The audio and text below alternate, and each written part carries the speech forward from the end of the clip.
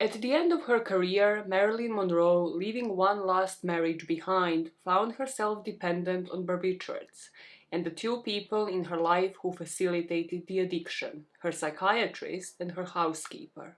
These two individuals lived through the actress in different ways, and at the point where she was strong enough to finally cut them off, they might have chosen to prevent that from happening. What happened to Marilyn Monroe on August the 4th, 1962, and who, if anyone, is responsible for her premature death? Detective Unit, you know what time it is. It's time for part 2 on Marilyn Monroe's story, where I put you into the other 2 points of view that I promised last time, and we finish the story of her life. And then in part 3, we're gonna be focusing on the coroner's report, the inquest, what I and the author of the book that is behind me, Donald Spoto, believe actually happened, and then on to the conspiracy theories through the ages. So the way I thought of structuring part 3 is to keep the same style of giving you the context and then putting you into the point of view as somebody else. There, I still haven't decided whose point of view I'll be pointing you towards and I will be putting you into, but for now, I definitely know where we are going in part 2. In order for this part of the story to make complete sense, I would suggest watching almost 3 hours of part 1, I know. I'll try to keep this one shorter, part 3, even shorter than that, because Jesus, but there's so much to cover, and I really want you to understand the psychology of these people.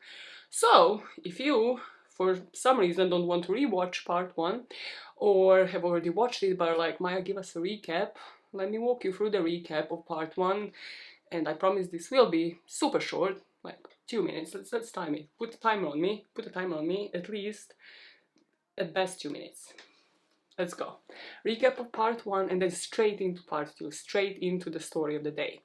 So to recap part 1, we have spoken about Norma Jean, and she was brought up by people who did everything to exploit her, for one or the other reason. They wanted something from her and saw her as a meal ticket. She was brought up in a foster care and then an orphanage without stable parental figures, which left her in a constant search of a father figure, which she will apply to how she chose the man that she dated. She will rise to stardom in sometimes not the most orthodox ways by doing what needed to be done, including posing nude and pretending that her mom was dead, until both of those scandals did catch up with her. As for how she coped with the intense amount of movies and photo shoots that she did, she developed a dependency on sleeping pills and barbiturates, which at the point where we left it off already lasted for about 5 years, the dependency on the sleeping pills. She would get married 3 times, and we left the story off on her last marriage to the playwright Arthur Miller, and with Marilyn leaving Hollywood, rather keeping it on the side and keeping studio jobs on the side in order to start her own production company and make her own movies.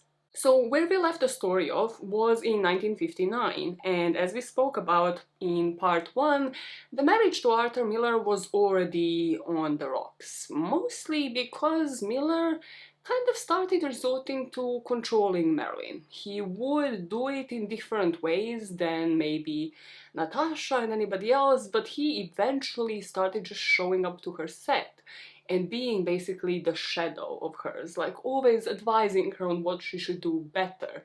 And he really didn't have much to do with directing, with production, with anything to do with movies. He was a writer, he was a playwright. This means that by the end of 1959, Marilyn started working on a musical comedy called Let's Make Love.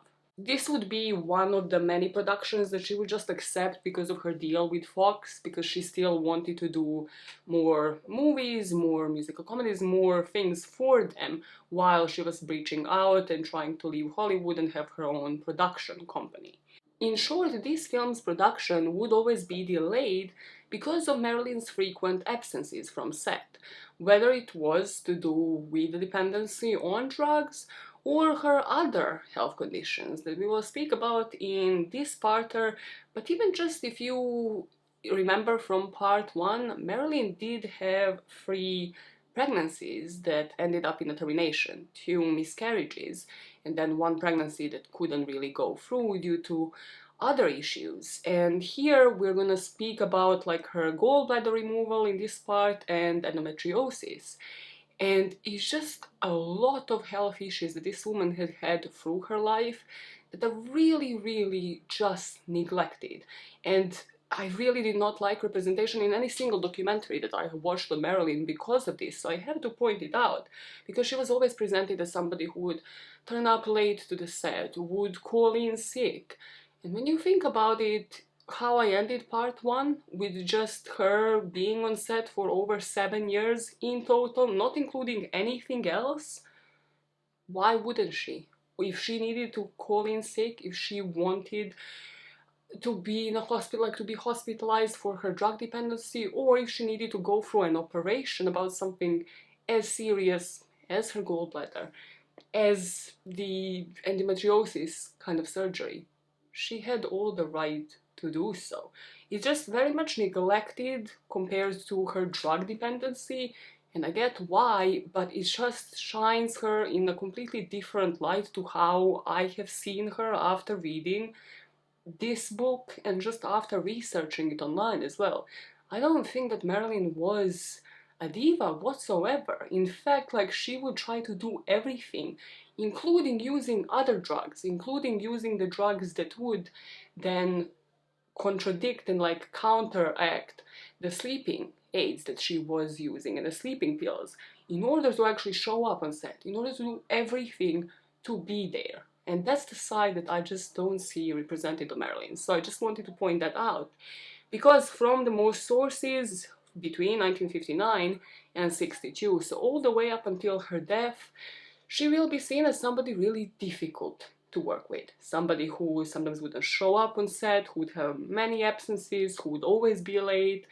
It just seemed like she wasn't really dependent from people's perspective. And I get it, when you are 20th Century Fox, when you are a big production company, you're losing money, and that is eventually going to catch up with Marilyn. I just wanted you to have both sides of that story as to why she was missing shoots, and then how that could potentially affect the production company.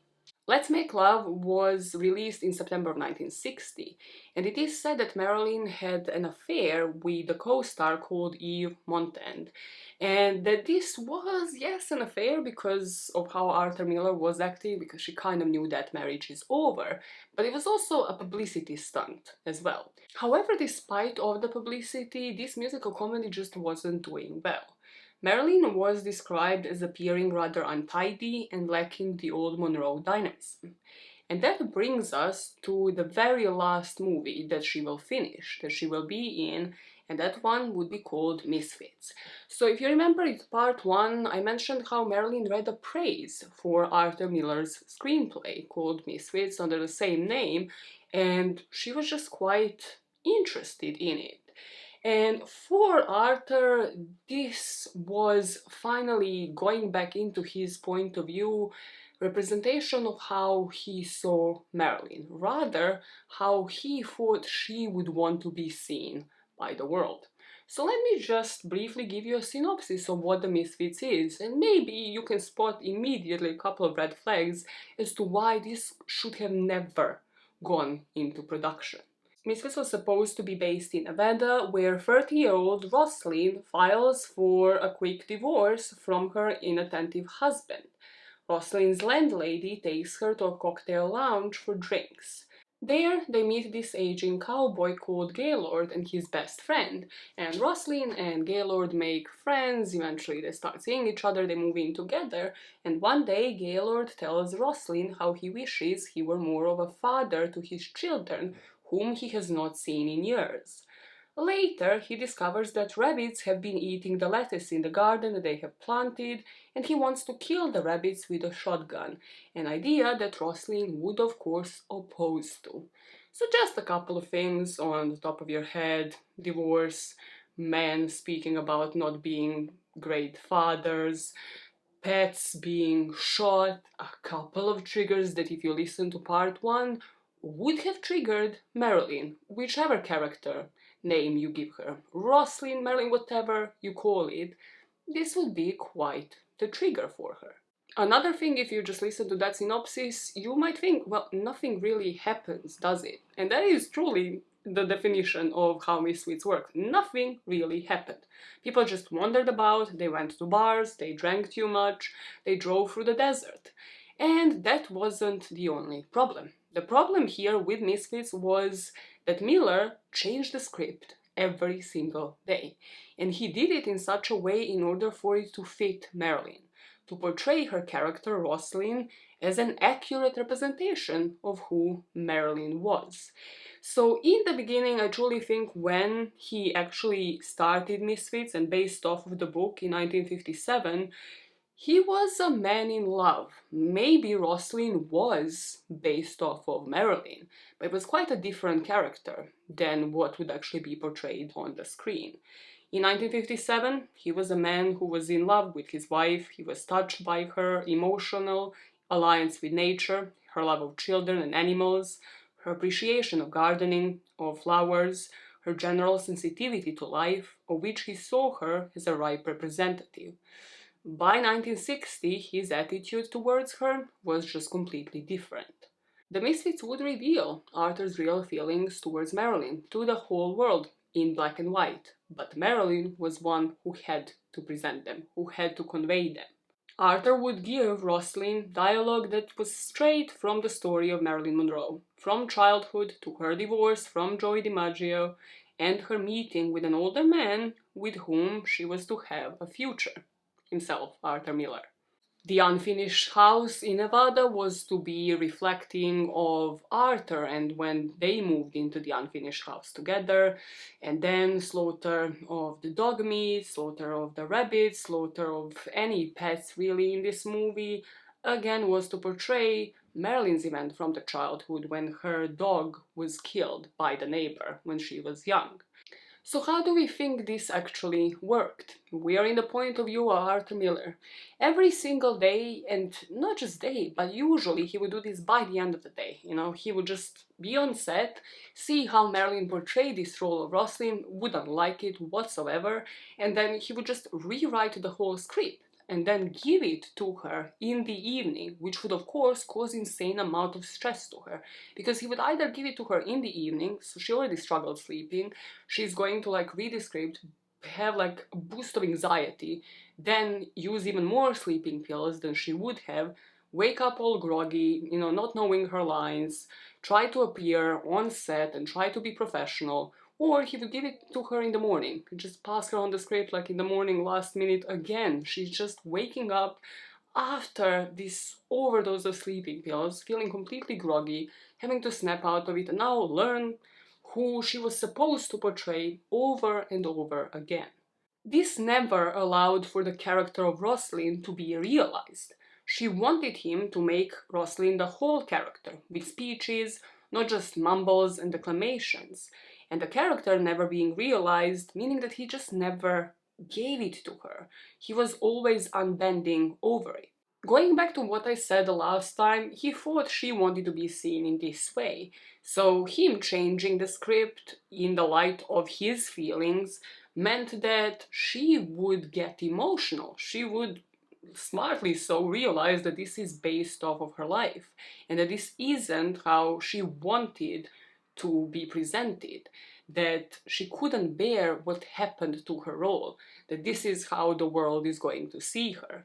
So by early August, everybody on the shoot knew that these two were barely speaking. They wouldn't even go to the shoots together, and it was said that they already moved into the separate rooms of their shared suite. And Arthur also started having an affair with the photographer that was on sets, making The Misfits the most apt title for the last movie that Marilyn ever made. What he would say later about the movie is, "I have not really helped her as an actress. I never really know exactly what's expected of me." To add insult to injury, really, by midsummer, by this point when Arthur is having an affair, she's having an affair, and they are just trying to go through this movie, they're just trying to finish it, Marilyn was also in agony because she had such severe abdominal pains. Her ability to digest food was already impaired and she was sick every single day. And here is yet again where I will point out something that I don't see pointed out before. Because at this point they're still living together. And Arthur and Marilyn have been married since 56, if I remember right. So for the majority of her drug dependency, and you will never see that mentioned. The dynamic between Arthur Miller, the barbiturates dependency and sleeping pills dependency, and Marilyn Monroe. Like, he was her husband. Did he never witness it? Did he never care? He was clearly giving her the scripts, and then she would be using sleeping pills to cope. Why is it never mentioned? Did he just never care for her to stop the dependency, for her to get better? Or was he just one of the men that really wanted her under his thumb, that really wanted to be in control of her, and the drugs were just means to an end? The drugs were just one way to control Marilyn, because when I point you into the point of view of one of the two people today, you will realize that if there's no other way to control Marilyn, there were always drugs. Despite of this, Marilyn would always appear on set. Late, sick, she said I would be there, and she always tried to prove herself as an actress, so she would show up in whatever condition. I watched some videos with like bloopers, and like you can really see it, basically, like, you know, she would mess up a line, or the co-star would mess up a line, she said, like, you know, she just like immediately snaps out of it, she's like, I'm so sorry, we'll get there. Like, we'll always get there. And like, you know, usually when people kind of include bloopers into videos and stuff, it's funny. Here, it wasn't even funny. Like, you could see that it really mattered to her, and that this was heavily affecting her life, but she was still really just trying to push through it. Do I feel happy in life?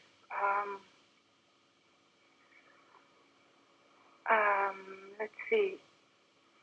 Let's say I hope I'm finding happiness. Right? Well, for me,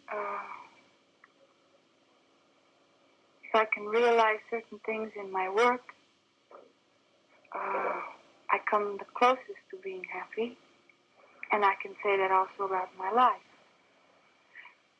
Well, it only happens, I think, in moments, sometimes when I'm working, and I'll be able to fulfill a scene truthfully, and then I think I'm the happiest. She would say that she was supposed to work 6 days a week, telling reporters she needed 2 days to recover. Everyone was always pulling at me, tugging at me, as if they wanted a piece of me. It was always do this, do that, and not just on the job, but off too. God, I've tried to stay intact, whole. To cope with this pressure, pills were flown for Marilyn every other day, supplied by the LA doctors.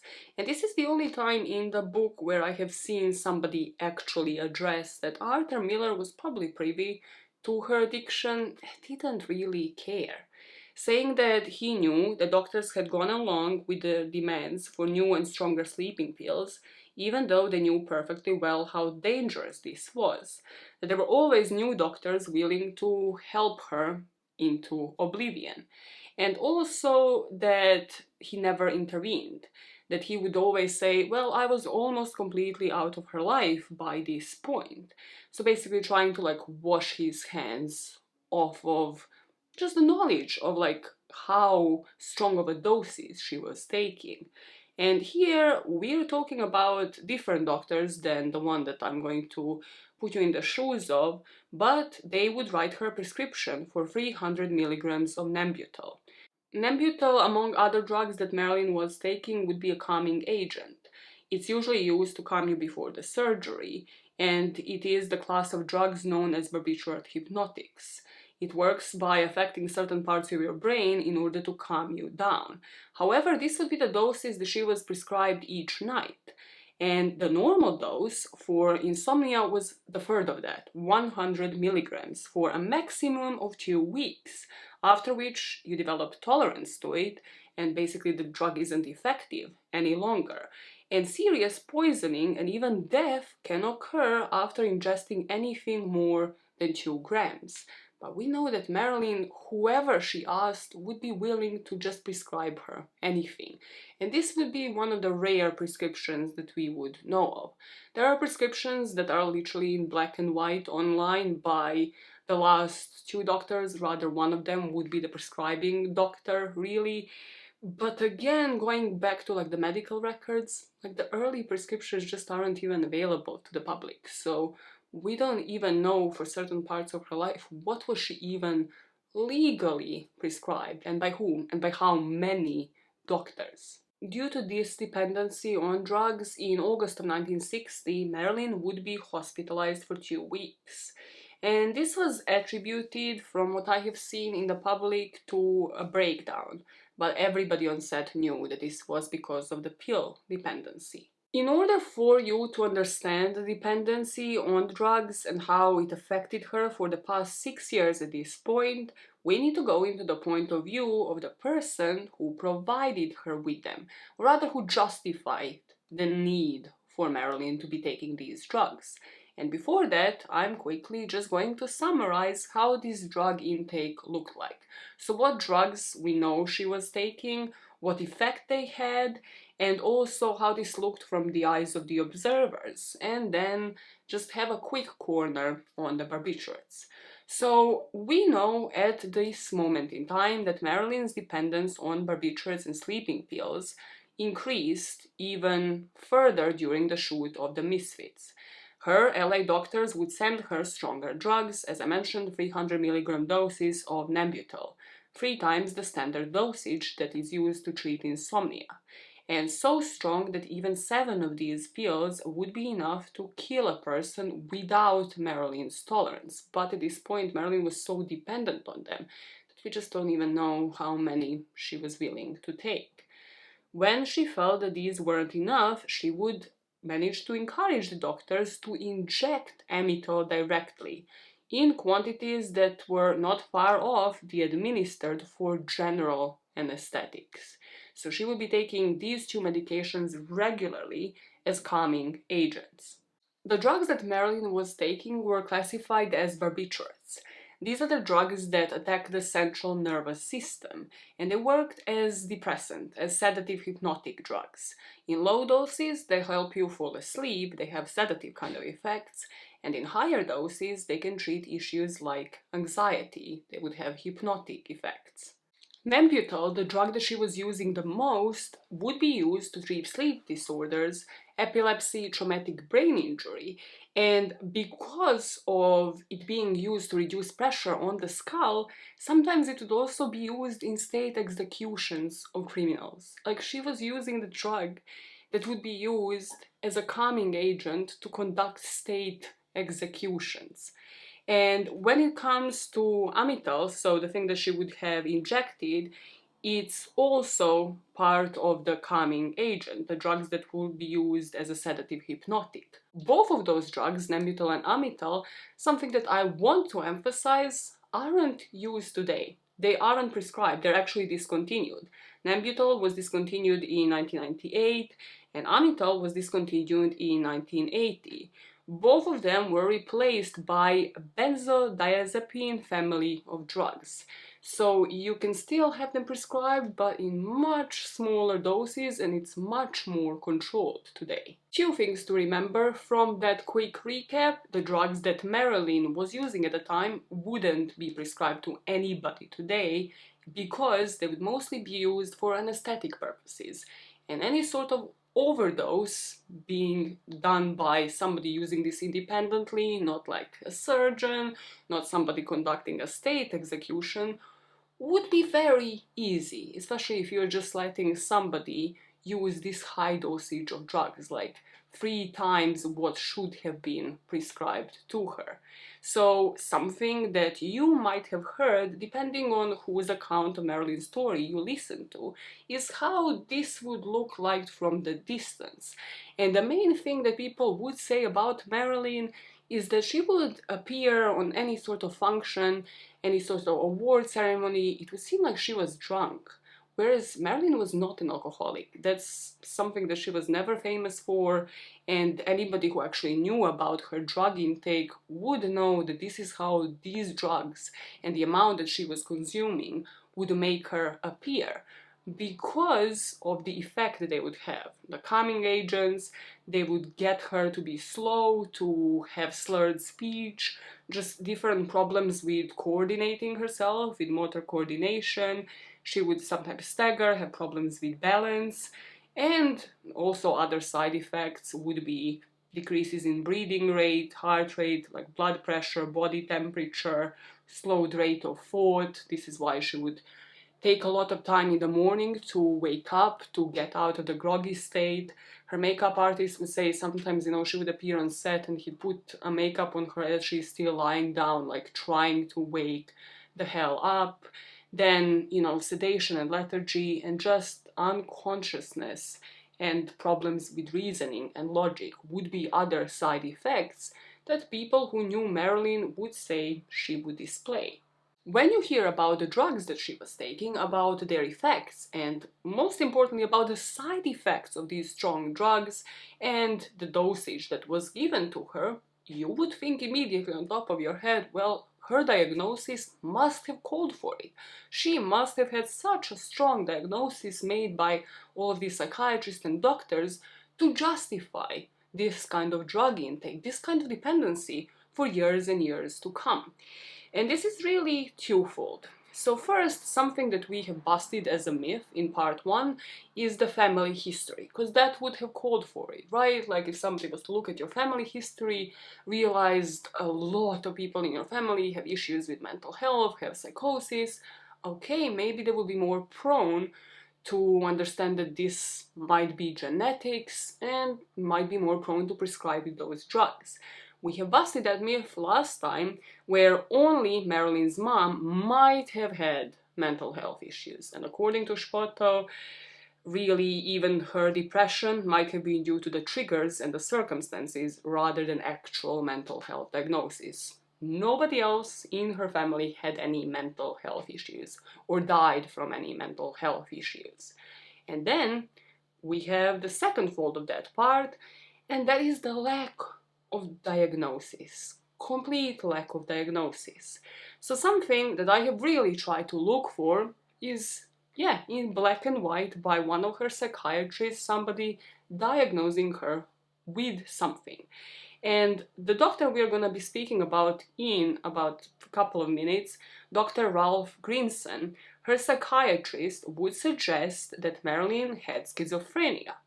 It seemed that there were two people inside of her. But if she had a personality disorder, having two personalities, then maybe there is a possibility that one of them would trigger her eventual overdose in order to kill the other personality.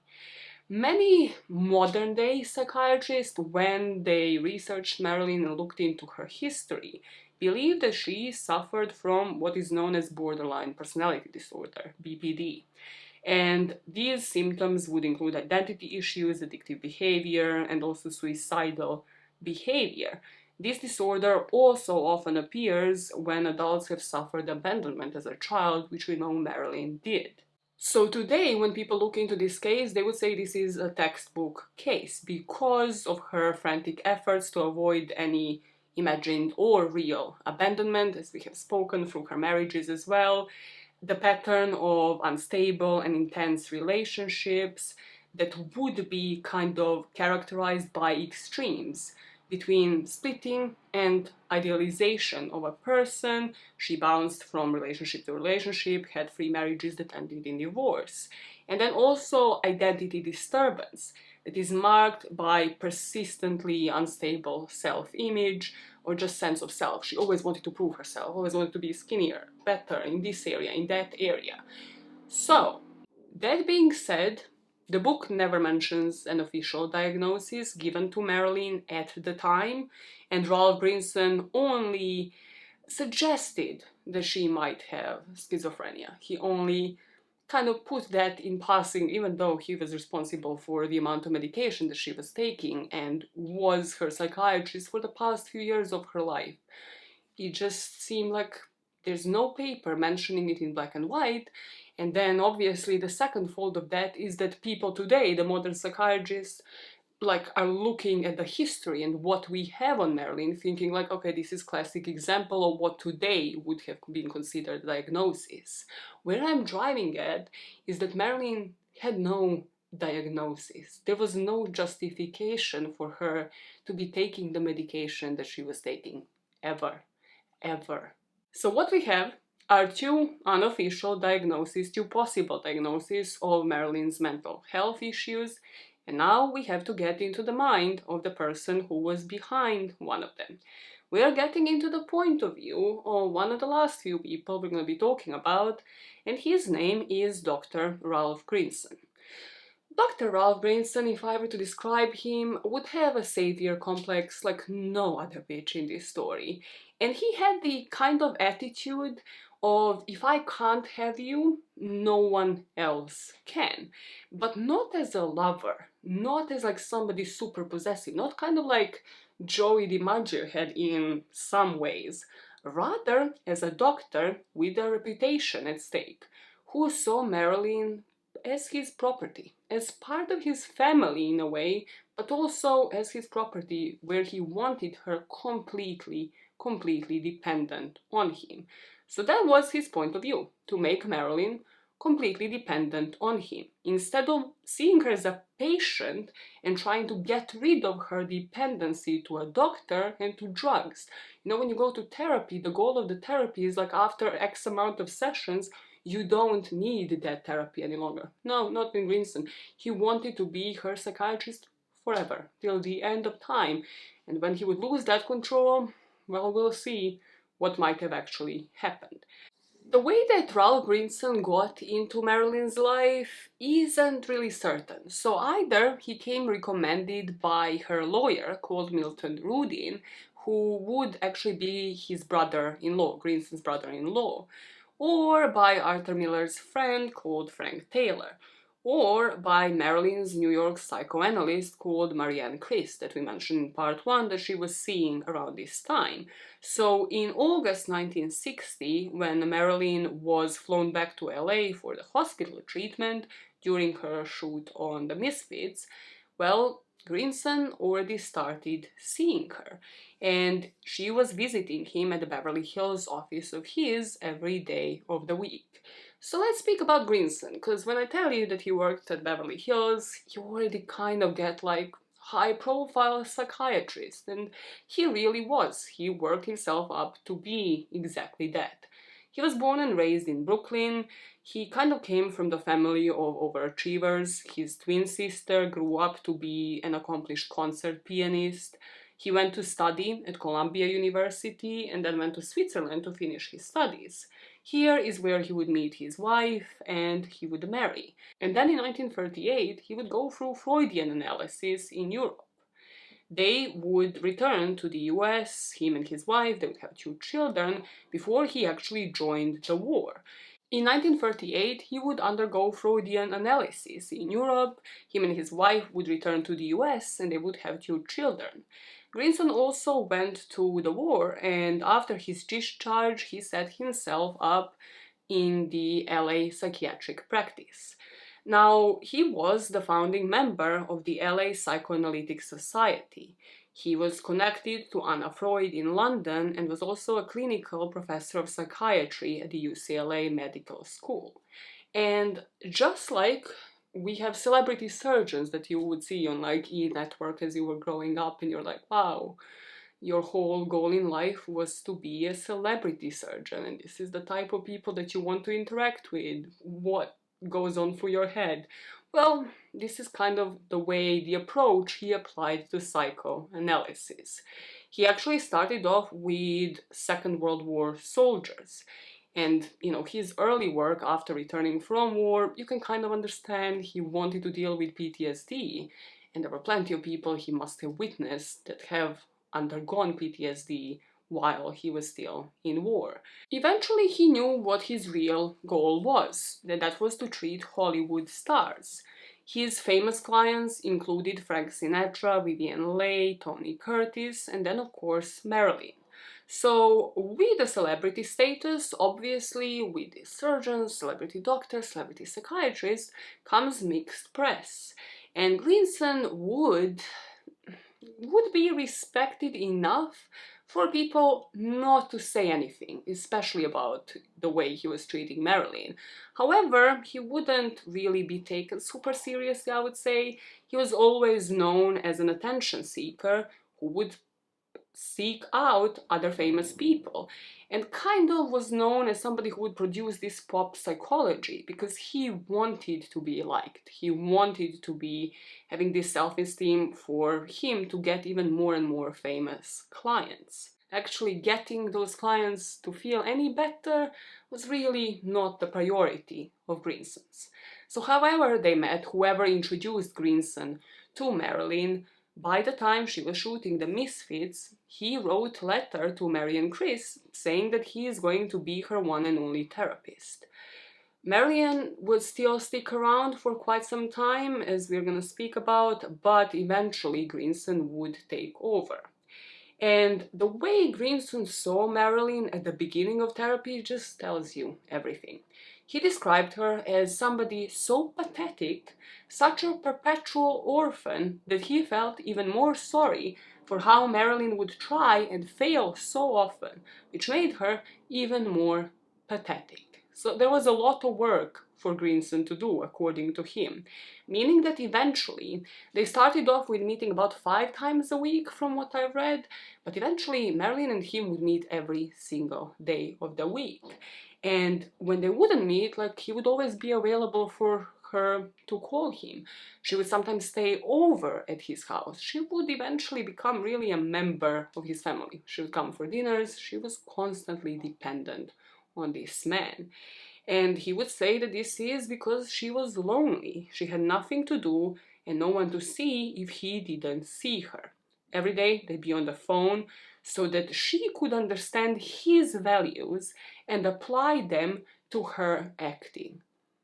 How does this make sense, Dr. Al Greenson? How does this make sense? So we get to the question of where do we go from here?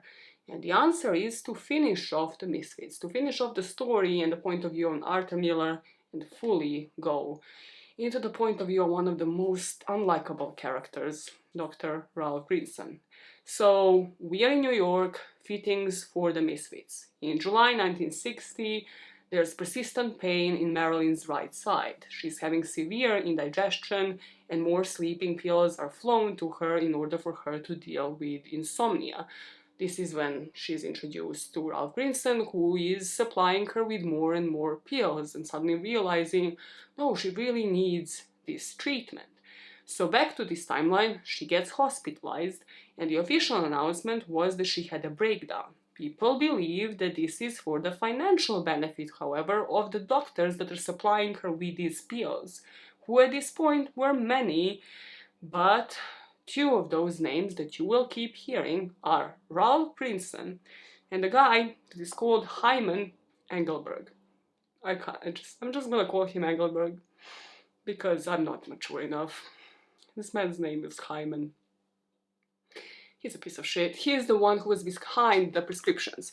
So Greenson would be the psychiatrist, and then he didn't want to have anything to do with the actual handling of medications. So he would just make recommendations, and then Engelberg would be the name that you would see on every single one of Marilyn's actual prescriptions. Hyman Engelberg would be in charge of the prescriptions, and Greenson would always be in charge of the press, of deciding how long she would actually need to recover. So here, when she was hospitalized, he would tell the press that she will be back to work in a week. Like, nothing to see here, nothing to worry about. And Arthur did go and visit her daily until 4th of September. This is when she returned with him to Reno, looking wonderfully self-possessed. Of course, Marilyn, every time when she would leave the hospitals, she would be surrounded by paparazzi, by the press, and she would just always try to look resilient, try to look heroic, try to look like she had it together this time. But by this point, both Miller and her knew that effectively they're parting their ways.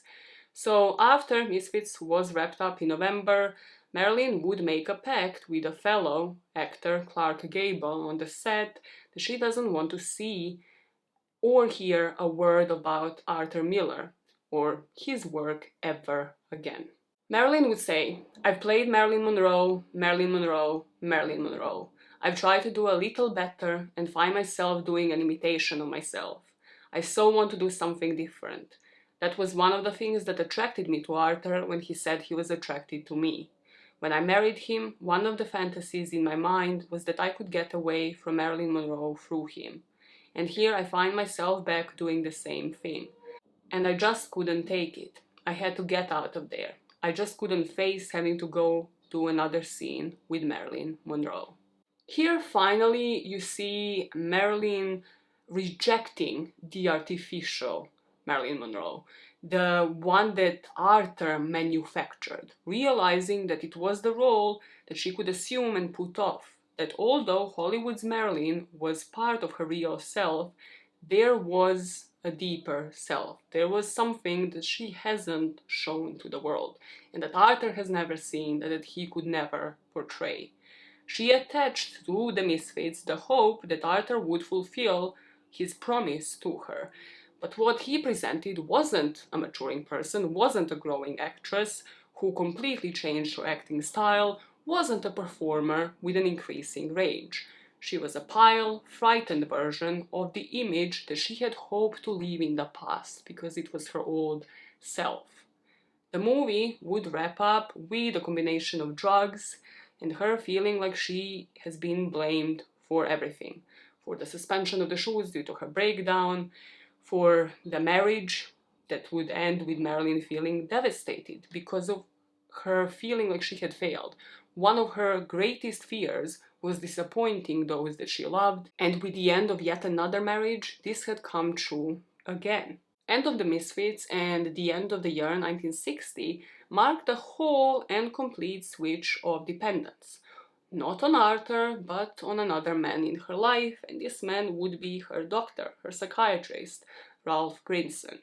From this point on to the end of his life, Ralph Greenson developed a keen interest in what is known as countertransference, which is the reversal of dependency from patient to therapist. Eventually, he would use this term to describe his own feelings and how the therapy with Marilyn would work.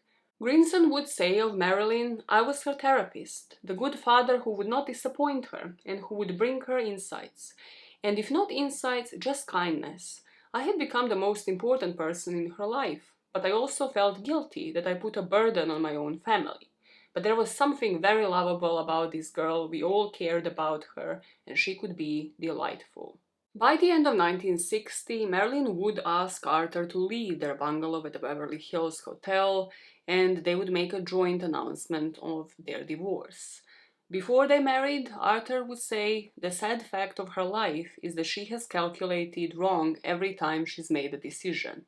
She had revised the calculation." Also, at the end of the Misfits, just a couple of weeks, if I remember right, that the shooting has ended, her co-star Clark Gable passed away, leaving Marilyn unconsolable. And you can really see how easy this would make her to be susceptible to the therapy and just the dependence on Ralph Greenson.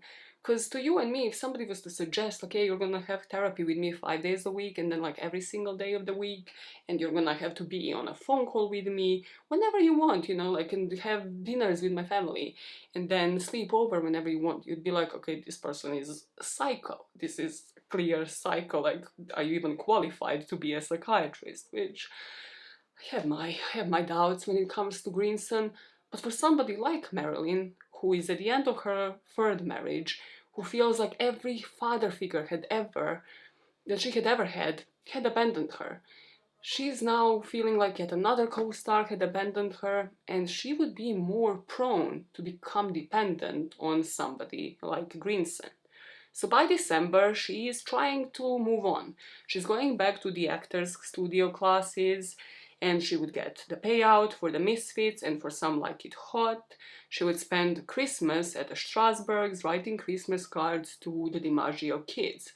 This is something to note of Marilyn, as will come it will be mentioned at some point later on, she always cared for the kids of the co-stars, but also for both DiMaggio's kids and Arthur Miller's kids. Like, she would always make sure that they had a Christmas card from her, that they can speak to her whenever they wanted to.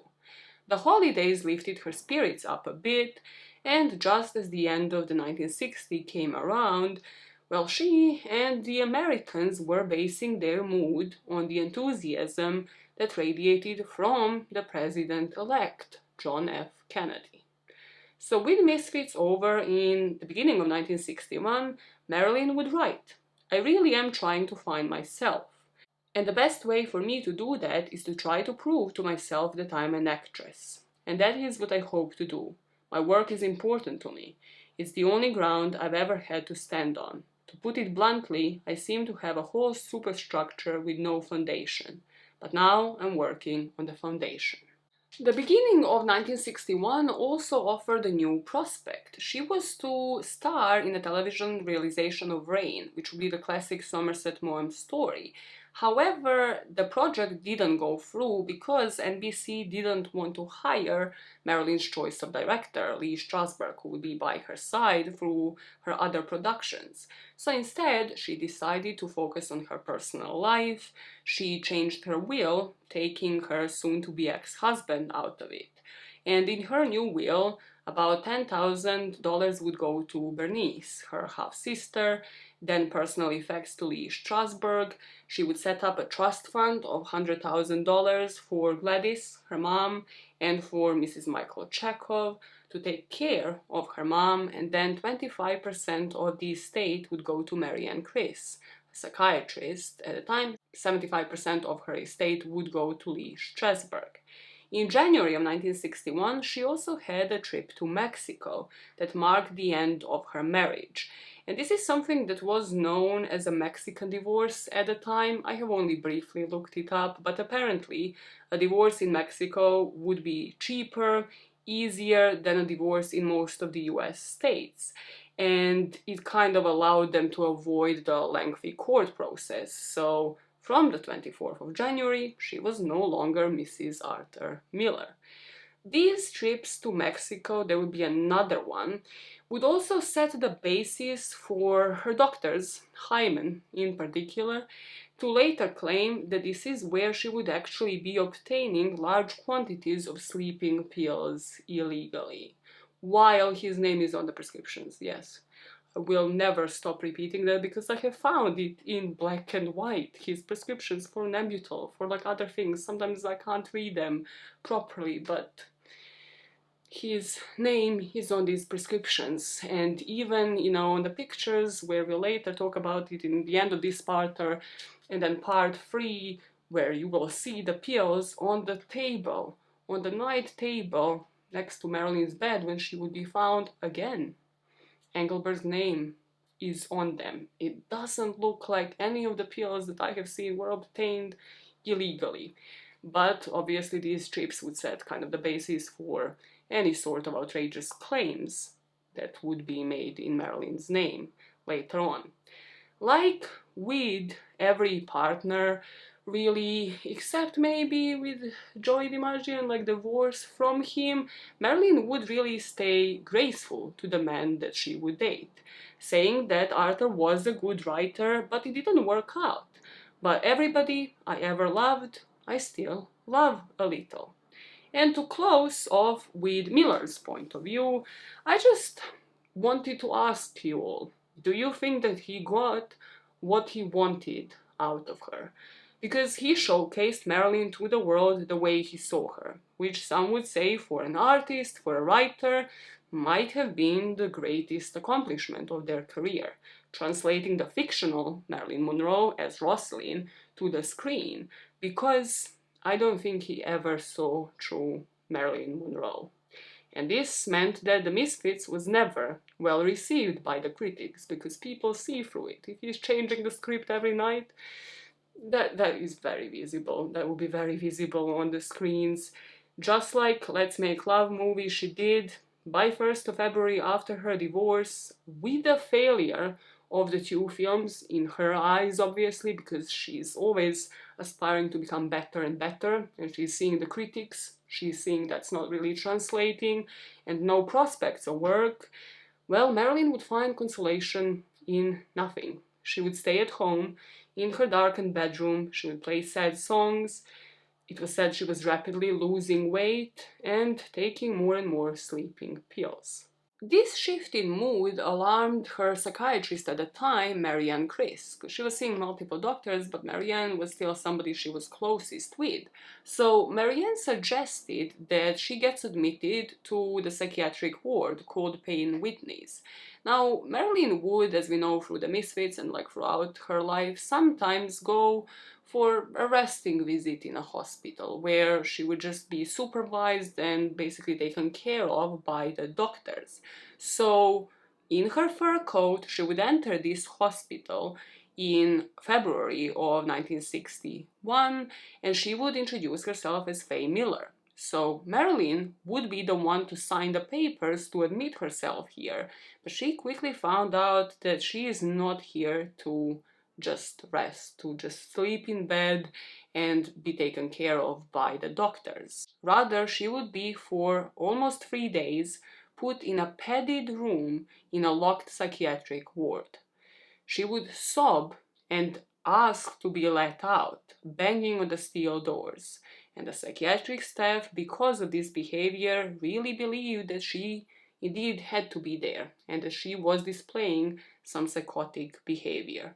She would be threatened here for 2.5 days to be put into a straitjacket. Her clothes and purse would be taken away from her, and she was given a forced bath, put into a hospital gown, and she would be in one of the cells for the most disturbed patients.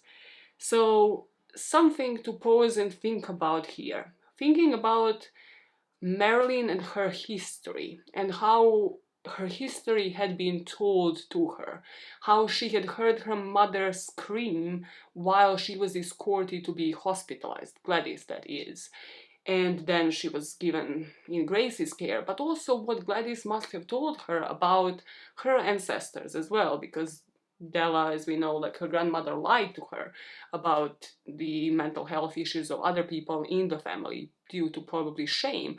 But here, even for a perfectly healthy person, this would have been too much. Like, you would be acting like somebody who desperately wants to get out of a padded room, because you know what a padded room means. You're not stupid. You know that it means other people not considering that you are mentally healthy, that you are sane. It would cause extreme shock to anybody. So Marilyn here would just think about her ancestors, would break down, weeping, shouting to be released, and banging on the locked door until her fists were bleeding. When the intern at the place asked her, "Why are you so unhappy?" quite smartly, I would say, Marilyn asked him, "I've been paying the best doctors a fortune to find out why, and you're asking me." For 2 days and nights, she would endure this frightening situation. And Marilyn, as the book says, who from childhood hated locked doors and never barred her own bedroom, was almost in a state of total nervous breakdown. And from this point on in her life, she never locked her bedroom door, not permitted the key or latch to operate it. She hated to feel closed in at work or at home. Finally, somebody, some nurse with some fucking sympathy, some fucking empathy, some common sense, allowed her to actually write a letter, and she wrote it to Lee and Paula Strasberg. And the letter would end with Marilyn saying, "Please help me. This is the last place I should be. I love you both." Both of the Strasbergs tried to reach out, but were apparently powerless to help. So when she was next allowed by this nurse or somebody else a phone call, she rang Joey DiMaggio. And this is when Joey would be reintroduced into Marilyn's life. And from this point on, up until the end of her life, he would really be by her side. He would be one person in her corner. And I have mixed feelings about Joey DiMaggio, as I explained in part 1, because he wasn't really the best husband. There were claims that he was abusive, that I kind of believe in, but he was somebody that Marilyn could rely on from this point on.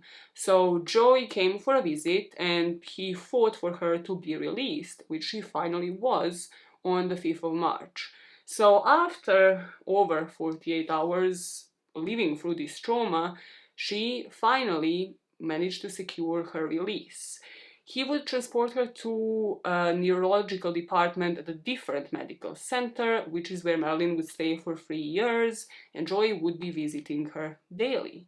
He was always there, they would go to places together, but she still wasn't officially dating him, which kind of, I believe, in my opinion, allowed her to move on.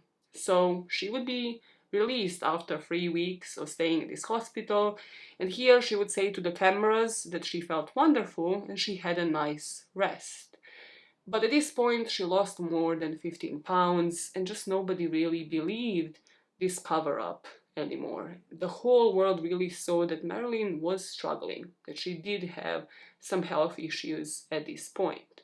Instead of going back to work here, she would have to spend the next couple of months of 1961, really all the way up until the end of summer, in hospitals for different health issues.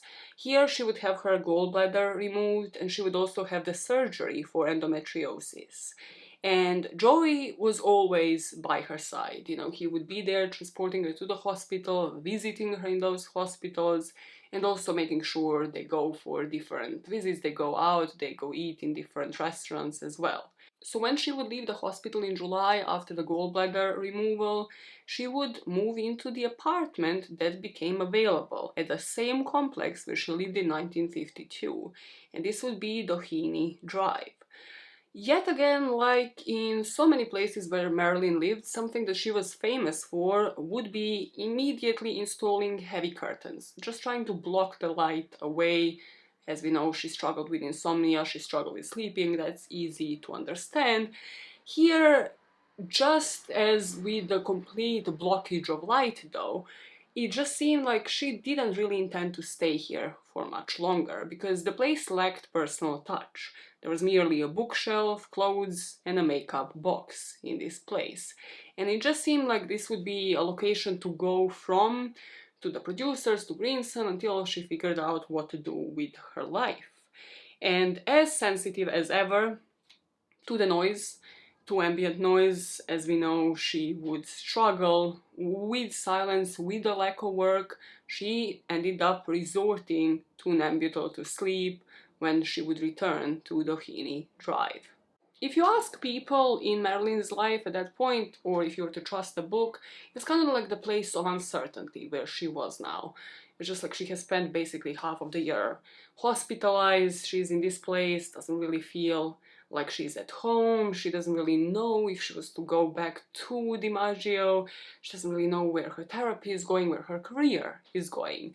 And it is said that during this period she didn't date Joey, rather that she was briefly dating his friend, Frank Sinatra, only for a couple of months. These rumors would be sparked because she attended a party in Vegas that was given by Sinatra, and people would say that there was no doubt that Sinatra was in love with Marilyn, and they had a brief romance until the end of the year.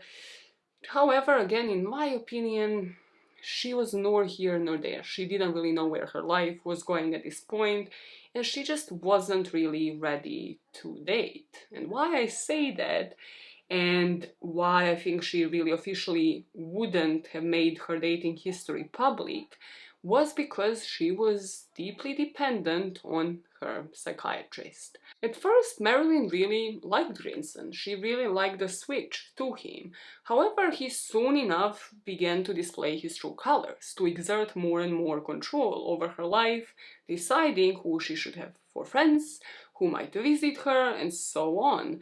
And she felt it was necessary to obey. So this again is a sideline, it's my own opinion. But if you remember in part 1 I said how with Joey DiMaggio it was all about fulfilling daddy issues for Marilyn in a romantic sense. I feel like with Greenson, from day one, she obeyed as she actually saw him as a father figure, somebody actually qualified as well. And like with Miller, however without any romantic involvement. What fed into this for Marilyn was that by October 1961, Greenson was cancelling all of the appointments with all of the other clients, and we know he had quite famous clients, for Marilyn, putting her as his priority. Soon enough, she was staying for dinner with his family, sometimes 3 or 4 times a week. The doctor was, as his own wife, bear in mind, would say, making a patient a member of his family, fulfilling his foster home fantasy of a haven where all hurts are mended. The core to understanding Ralph Greenson lies in 2 things. One is, as I mentioned, making her a surrogate family member. This might have been the way Greenson saw therapy, and why I kind of doubt into his qualifications to begin with, even though he studied to become this person. It's just where he transformed therapy and how he actually saw it. So in one public paper he told his colleagues that to be willing to become emotionally involved with their patients, you need to hope to establish a reliable therapeutic relationship. And for Greenson, this meant Marilyn, or just like his patients, but especially Marilyn, who was raised in foster care and an orphanage, experiencing the real family. So this would be the traditional Freudian therapy that he worked on Marilyn, where she needed to see and experience a normal, stable family in order to be able to create one for herself. This doesn't make sense in terms of the amount of time that he was committing to it, because if she is staying at his, having all of the therapy, living with his family, how can she create her own? First of all, she's just dependent on him. However, also it means like his whole family was involved. There was no critical distance. There's no boundaries between a therapist and a client. So by the Christmas time, she would spend time, she would stay overnight at his family, she knew like his wife, she knew his kids, and even Joey DiMaggio would fly in to be with her. And it would always feel like Marilyn was going out of a family home, right? Going out of her way to see DiMaggio because Greenson made himself and his own family her priority, which is so bizarre to me that he, as a therapist, made the client see him as her priority, see his values in order to apply to her life, rather than it being the completely other way around. The second core to who Greenson was making her completely dependent on him. You can see how, if you are in somebody's life 7 days a week, pretty dependent on this person and their primary human in their life. Greenson himself would have benefited from counseling. I forgot I put that in the script. But instead of giving her techniques, coping mechanisms to find her own voice, to make her own judgments, he made her more dependent on him, ensuring his own dominance. And this is so weird, and I'll mention it in a second, but he would ensure his primacy even when it came to Joe. He would sometimes like make sure that he was her priority, like that as in therapies that would last sometimes for hours with him would be her priority, rather than Joey DiMaggio, who would re-enter her life. This intense relationship at first would be flattering, but Greenson couldn't replace her work. One part that he could never replace, making her go into depression. She would write this lyric to express her mood. Help, help, help, I feel life coming closer when all I want is to die. A part of her would always reject Greenson's manipulation, but she would be at this point more and more dependent on him and more dependent on the drugs that he wanted her to take. 1961 would end with her spending Christmas with Joey at the Doheny place. And the beginning of 1962, Marilyn would get a new house. So let us do this in a classic way I do sometimes in these videos. Let me tell you the short of it, and then we are going to break this down and introduce the last unlikable character of the day and the last point of view. So with the help of Joy DiMaggio at the beginning of 1982, well, in February really, she would move into her last residence. This would be 5th Helena Drive. And this place would be in LA. It's just like one of those places, it's how you imagine LA houses to look like. A perfect garden, perfectly trimmed, perfectly taken care of, a modernly designed house, and then of course a huge pool on the outside. She would pay about $77,500 for this house.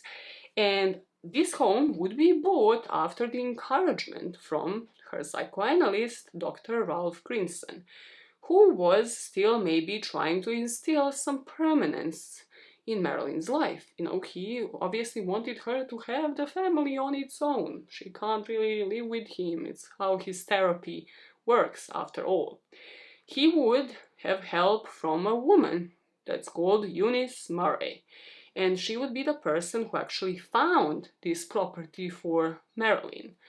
Eunice would say the doctor thought the house would take the place of a baby or a husband and that it would protect her. The right house found now, Greenson would tell Marilyn who to hire to keep the house well kept. This would be done by Greenson to exert, finally, full control over Marilyn. He got himself a spy who will see Marilyn's house as hers, Marilyn's lifestyle as hers, and her friends as her own support system. Now, for the long of it, we have to speak about Greenson's spy. We have to speak about Marilyn's new housekeeper and go into the last point of view of the day.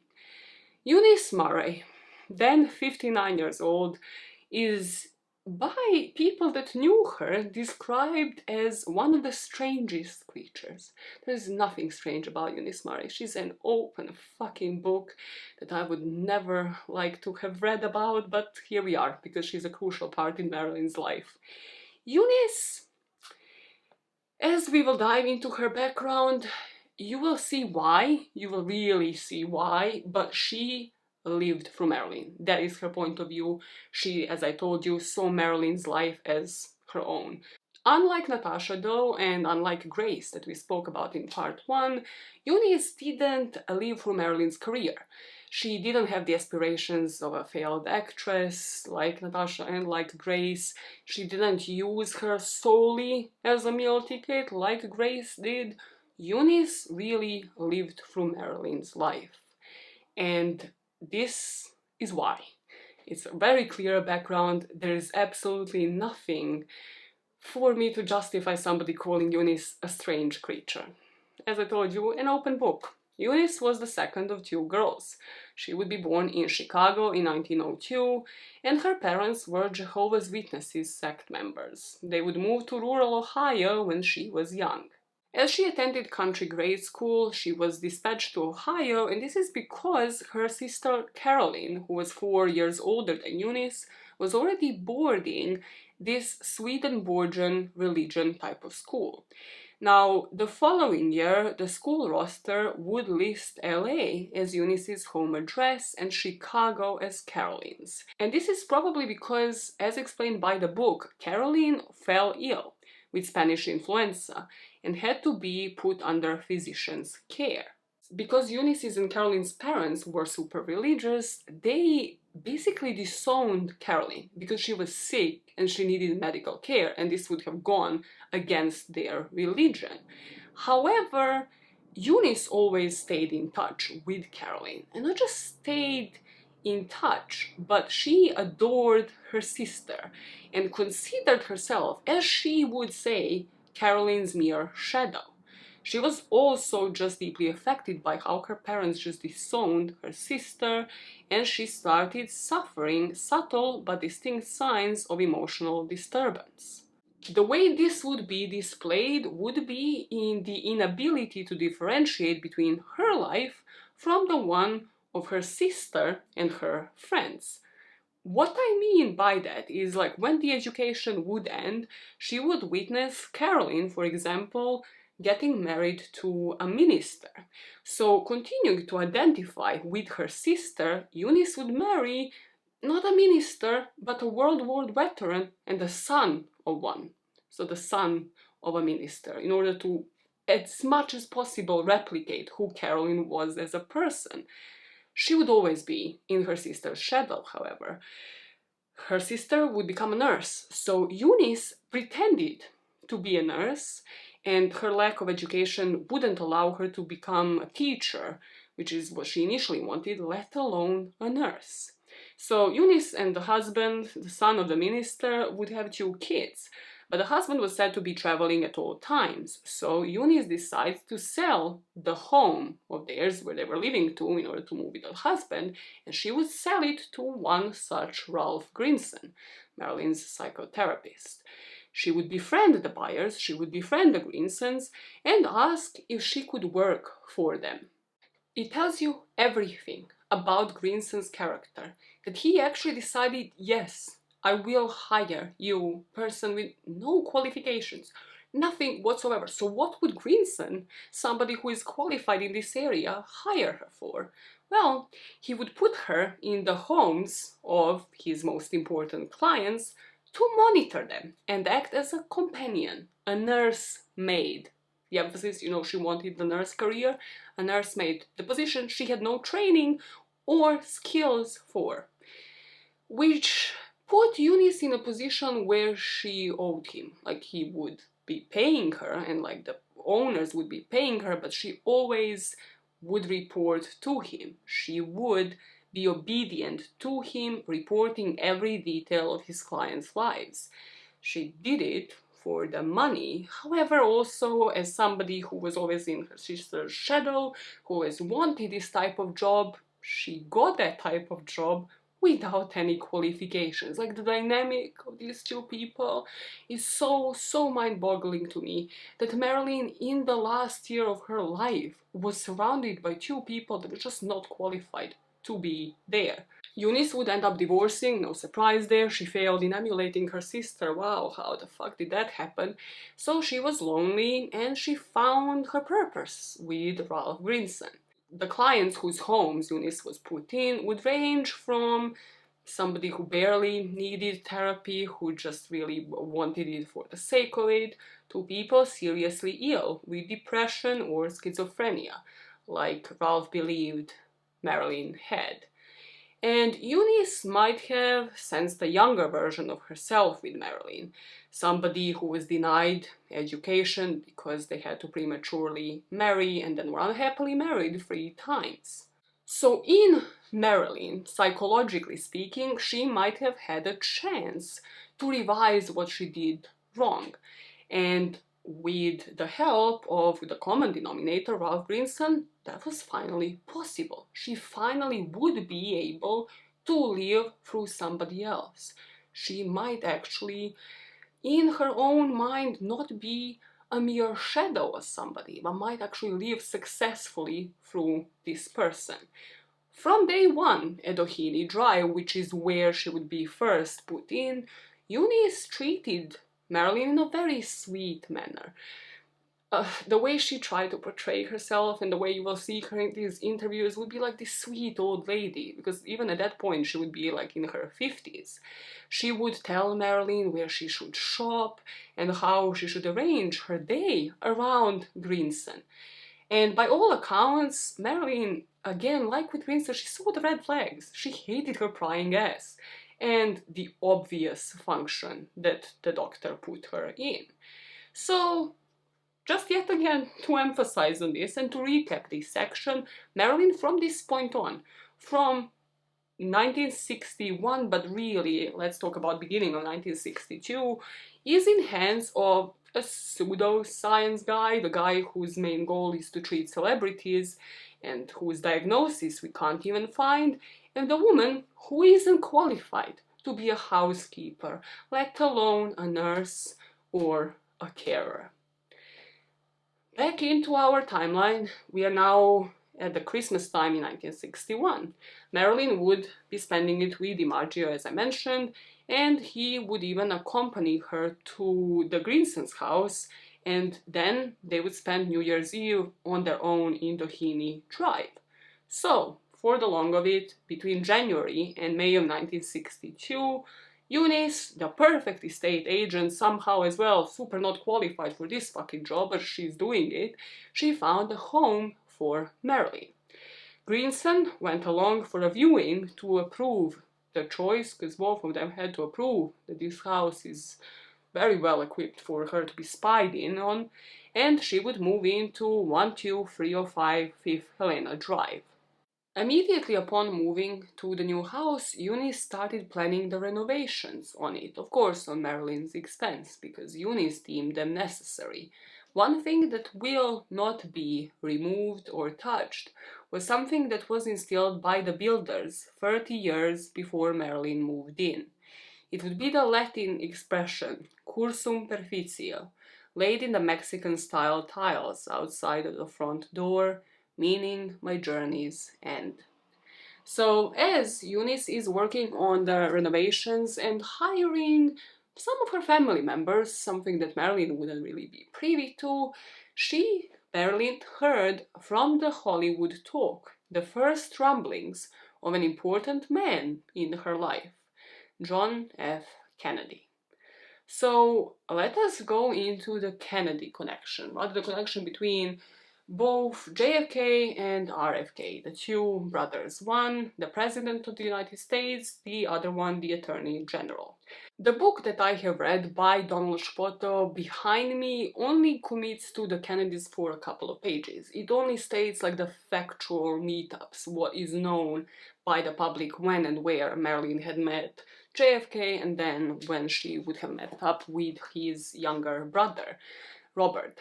And I point out usually when it comes to these accounts of events that makes the book very biased. By the end of part 2 and especially the beginning of part 3, you will really see who Donald Spoto thinks did this, and I still, because I have mostly read the book, agree with him to a certain degree, and I will also tell you why in part 3.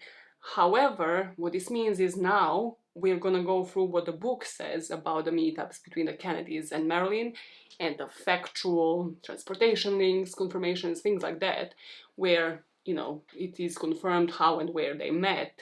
And then in part 3, I will look into whether there are any grounds for controversies, for speculations, for any kind of implications of the Kennedys in Marilyn's life, just so you don't expect all of that right now. So, for the short of it, according to Donald Spoto, no serious biographer can identify JFK and Marilyn Monroe as partners in a love affair. Between October of 1961 and August of 1962, the President of the United States and the actress would meet on 4 occasions, and one of those occasions, Marilyn would use a phone to call one of her friends from a bedroom that she had shared with the president. This friend of hers would be Ralph Roberts, and Ralph was a masseur of Marilyn's at the time. He was also an actor, but from the connection that I believe he had with Marilyn, he was her masseur, and also is somebody who she considered a friend. So what Ralph would say about that encounter where Marilyn rang him on the phone when she was with the president is that she gave him the impression that it was not a major event for either of them, that it happened once that weekend and that was that. So according to Donald Spoto, what she had with the president was a one-night stand, not really an affair that wouldn't really benefit any of them. And I just have to point here, if Ralph Roberts was really her friend, which from the whole book I believed to think he was, he could have lied for her. He didn't have to out her. He didn't have to even mention this. But this is one of those things which is a common knowledge, which is why people really believe that she did have the affair with the president, or at least she slept with him once. So just again to point out, to me, this gives me validation that somebody who could have lied for her, covered up, didn't, making this story that Donald Spoto says more believable. The story that she did sleep with him once, but that it wasn't really going anywhere beyond that. So for the long of it, let us summarize those 4 events.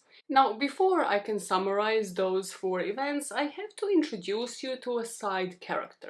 Somebody that a lot of people believe is a crucial part of this story, but I will call him the side character because he would have absolutely hated that, and I do not personally have much respect for the man that was Peter Lawford. Peter would end up being the guy married to Patricia Kennedy, Pat Kennedy, who was RFK and JFK's sister. He was a former child actor. He moved to Hollywood in 1938. He would play opposite Frank Sinatra and would actually star in about 50 movies. He was mostly, however, known as somebody who was a member of the Rat Pack and who was closely linked to the #1 family of the nation after marrying Pat Kennedy. The Rat Pack was the name that was given to the informal group of entertainers. Lawford was in it, Sinatra was in it, a bunch of other people that are not really relevant to this story. However, these people would make films and appear together in Las Vegas casino venues, and they were famous for like hitting on famous actresses and just like famous women, and because of their connection to the Kennedys. Another thing that Peter Lawford was famous for would be the beach house that he had in LA. Here it was said that John and Robert Kennedy would often stay with Pat and Peter. It would be based in Santa Monica. And Marilyn's documented meetings with JFK and RFK would take place here. The truth of the matter is that nobody really knows what was going on at this beach house, and a lot of famous people are saying that the things that went on in there would be just mind-boggling. Most of the conspiracy theories about Kennedy's revolve around the events that were said to have happened there. The possession of pictures that Lawford might have of Marilyn performing different acts on the Kennedys, that the beach house was bugged and there might be some recordings that we will not have access to, the tapes of sex acts between Marilyn and the president, and anything really that was recorded, any chats that might have exposed any political affiliations of Marilyn or of the president. Lawford was the person who we know was present when Marilyn met the President of the United States. And the only times that Marilyn and either Kennedy brother were seen in public together, he would be there. At his house during the party that was thrown for JFK to mark the end of the 1960 Democratic Convention, and in Madison Square Garden, where she would end up singing Happy Birthday to the President. So Marilyn and Peter, actually, it is said that they had known each other even before she was to have met up with the president, because he was an actor before even meeting Pat Kennedy. So they had been said to have known each other ever since 1950, when they met on the lot at MGM Studios, where Marilyn was working on Hometown Story in 1951. A different biographer, Anthony Summers, who wrote a book called Goddess on Marilyn Monroe, would say that the two of them actually even went on a couple of dates. And Marilyn would say for a magazine later that she never had a date with Peter. That they were at the same table at a nightclub, she might have danced with him, but that hardly constitutes a date, and certainly not a romance. So instead, he might have wanted to date her, might not. She would be an invitee to his beach house on certain dates, and one date that we'll speak in particular about. But instead, maybe as a shadow, he was just there as she would go along and meet the Kennedys. Something to clarify in terms of whose corner Peter Lawford would have been in. It would definitely not have been Marilyn's. He was married to Kennedy, he was part of the Rat Pack. Peter Lawford was definitely in the Kennedy corner. Now let us break down all of the occasions and why I went on about Peter Lawford, because I mentioned he would be present as Marilyn was to meet up with the two brothers. So first, we are going to break down Marilyn's meetings with the president, with John. and then we'll go through her meetups with Robert to see the different dynamic and for you to form your own opinions. So according to the book behind me rather, these are the only official meetups between the two parties. The first time that Marilyn met the President of the United States was said to have been at Patricia and Peter's Santa Monica beach house. This occasion was a dinner party in honor of the President, and among other guests were different blonde movie stars. And the President had an affair with at least two other women. That was actually confirmed as an affair, not just as a one-night stand. The October night of the first meetup, it was said that Marilyn was driven back to her flat by one of Peter Lawford's staff, and that before this, the schedules of Monroe's and Kennedy's since his inauguration in January of 1961 would offer different locations for the two parties, so that they couldn't have physically met up before this.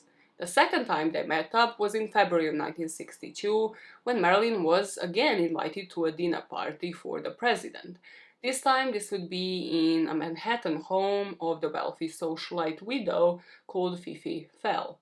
Marilyn was escorted from her New York apartment to the Fell residence by Milton Ebbins. Now, Milton Ebbins was a talent manager, and he wasn't in the Rat Pack, but he was said to also be very close to the Kennedys, and that he was the Rat Pack insider. He was the one who always was privy as to what was going on with the Kennedy family. So Milton saw her home, and he also knew where she lived. Now, the third meeting happened in March of 1962, when both the President and Marilyn were the house guests of Bing Crosby in Palm Springs. This would be the time when she would have a phone call with her masseur, Ralph Roberts, from the bedroom that she was sharing with the President. The fourth and the last meeting of the two of them, which would result in the only photograph that we have of the President and the actress in the same picture, would be in May of 1962 at the birthday gala for Kennedy at Madison Square Garden. And this would include a party that happened after, so just be like an after party, at the home of the movie executive Arthur Krim. This was said to have been probably the briefest meeting. Like, the picture that you see is probably the only time they might have exchanged some words, because then the family was just taken away by friends, admirers, and the press for the rest of that evening. Other two friends of Marilyn's offered up their opinion as to why an affair would have been a bizarre kind of concept to think of. One of them would be Susan Strasberg, and she said that not in her worst nightmare would Marilyn have wanted to be with JFK on any permanent basis. It was okay for one night to sleep with a charismatic president, and she loved the secrecy and drama of it, but he certainly wasn't the kind of man she wanted for life, and she was very clear to us about this. Cindy Skolsky would also say that for Marilyn, what counted was the idea of the little orphan waif indulging in free love with the leader of the free world. As for John's younger brother, Robert, the Attorney General, he would be there during those meetings. Well, not the one where she slept with his brother, apparently. He wasn't there like holding a candle. So, for the short of it, the biographers maintained that there was nothing more than a friendship between Robert Kennedy and Marilyn. Most biographers, that is. According to Don Lushpoto, even more than with JFK, it would have been impossible for Marilyn to have an affair with Robert due to their different schedules. And it is said that they also met 4 times, but as their schedules between 61 and 62 would reveal, he never shared a bed with her. Other biographers would point out that, again, unlike his older brother, Robert was not known as a philanderer. He wasn't known as somebody who would go out and have affairs, which was kind of a common knowledge for JFK. Like, a lot of his affairs weren't really a secret, whereas Robert was said to have been known as a more faithful husband to his wife. So Marilyn's first meeting with Robert Kennedy would have happened several weeks before she met with his older brother, the president. It would have been early October, either the 2nd or the 3rd of 1961, when Kennedy was attending a series of meetings with the US attorneys and members of the FBI in Phoenix, LA, San Francisco, Portland, and Seattle. It was said that the Attorney General attended a dinner party at the Lawfords, and around midnight Marilyn decided to go home. But she drank too much champagne, so Bobby would not let her drive her car, and instead, like the Lawford people, actually drove her to her door of the house in Helena Drive. The second meeting between them happened a year after, in February of 1962, when Robert would be dining at Lawford's. That evening, again, Marilyn was said to be quite sober and a really nice person, fun to talk with, warm and interested in serious issues. Pat remembered that Marilyn kind of took that approach of learning when it comes to why she was actually even reaching out and speaking to Bobby Kennedy. According to Pat, her publicist, she would tell her, "I want to be in touch, Pat. I want to really know what's going on in the country." She would be especially concerned about civil rights. She really cared about that. So when press would report that Bobby was talking to her more than anyone else, that's what they meant. That she was asking questions and she really identified with all the people who were denied civil rights. The day after the second meeting with Robert Kennedy, Marilyn actually wrote 2 letters. One of them would be to Arthur Miller's dad, Isadore, and the other one would be to Arthur Miller's son, Bobby. And it is probably because of Arthur Miller and his influence, and when it comes to like politics, he was probably quite knowledgeable. So she would write to them that she attended a dinner in honor of the Attorney General, Robert Kennedy, how he seemed mature and brilliant, but what she liked best about him, besides his civil rights program, is that he's got such a wonderful sense of humor. The last time that she would have met up with Robert, so beyond the Lawford's beach house, which is apparently where they met up at least 2 times from what I have read, would be in Madison Square Garden, when Marilyn sang Happy Birthday to Bobby's older brother. And the book insinuates that given the relationships between the brothers as well, so not just the dynamic between their marriages, but also the dynamic between the two of them, it would have been unthinkable that both of the brothers slept with Marilyn, and that was just never showcased to the public, that never affected dynamic between the two of them, which probably would have, if you think about, like, yeah, maybe they are just better at concealing affairs and concealing how that affects their lives. But if Marilyn really slept with both the brothers, I don't know. I have a feeling like something would have leaked about that, or the brothers would have acted suspiciously in relation to one another. And as for Marilyn's end, well, this isn't funny. It isn't funny. But according to Marilyn's friends, she didn't find Robert Kennedy, the younger Kennedy, physically appealing. She didn't think he was hot. She did think JFK was hot though, so it's a win-lose kind of situation. Is it a lose-lose kind of situation? What's with the appeal with the Kennedys? Okay, this is a dumb opinion, but it just crossed my mind. But you know how Kim Kardashian, during her life or whatever, during her political career, and she started studying law and everything, like met up with Trump's, it was a more particular reason with that, but like she met up with Donald Trump.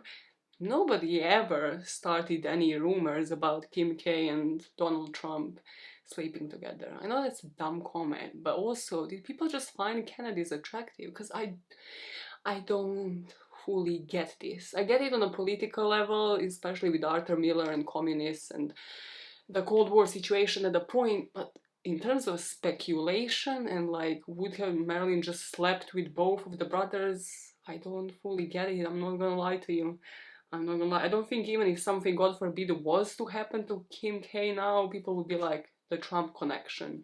Kind of like where they went immediately here. It's a different political climate. I know that, before you fucking scream at me. But it just crossed my mind because of the comment about how Robert was not the hot one. Was JFK hot? Like, please, this is not a hill I want to die on. I'm gonna move on. We know that she didn't find Robert Kennedy hot because of the comments she made to her masseur, Ralph, where she would say, I like him, but not physically.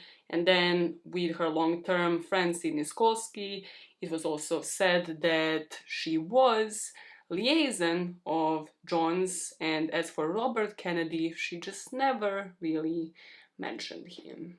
What instigated the rumors when it came to Robert then are mainly two things. One of them quoted a lot more than the other, and the other one provided us with a lot more facts, let's be honest. So the first one is the Kennedys had another sister, there's a lot of them by the way, but the sister called Jean actually wrote to Marilyn, and this was apparently a public letter, well, later exposed to the public, that said, I understand that you and Bobby are now a new item. We all think you should come with him when he comes back east.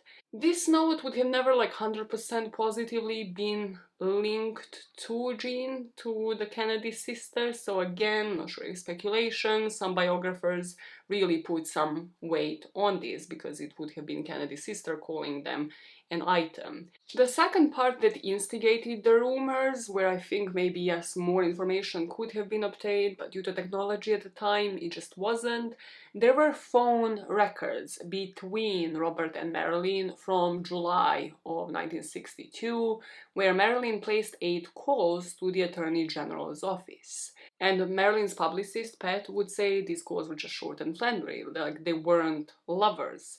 However, then people who are supporting Kennedy conspiracy theories would say that she called Bobby on the private line, and then when he refused to answer, she would call the general switchboard. But Marilyn would have an address book that was found in her house, and this address book never had Robert Kennedy's private line. So maybe she knew it by heart, or maybe this is yet again just the speculation. So why are the Kennedy conspiracies still rampant?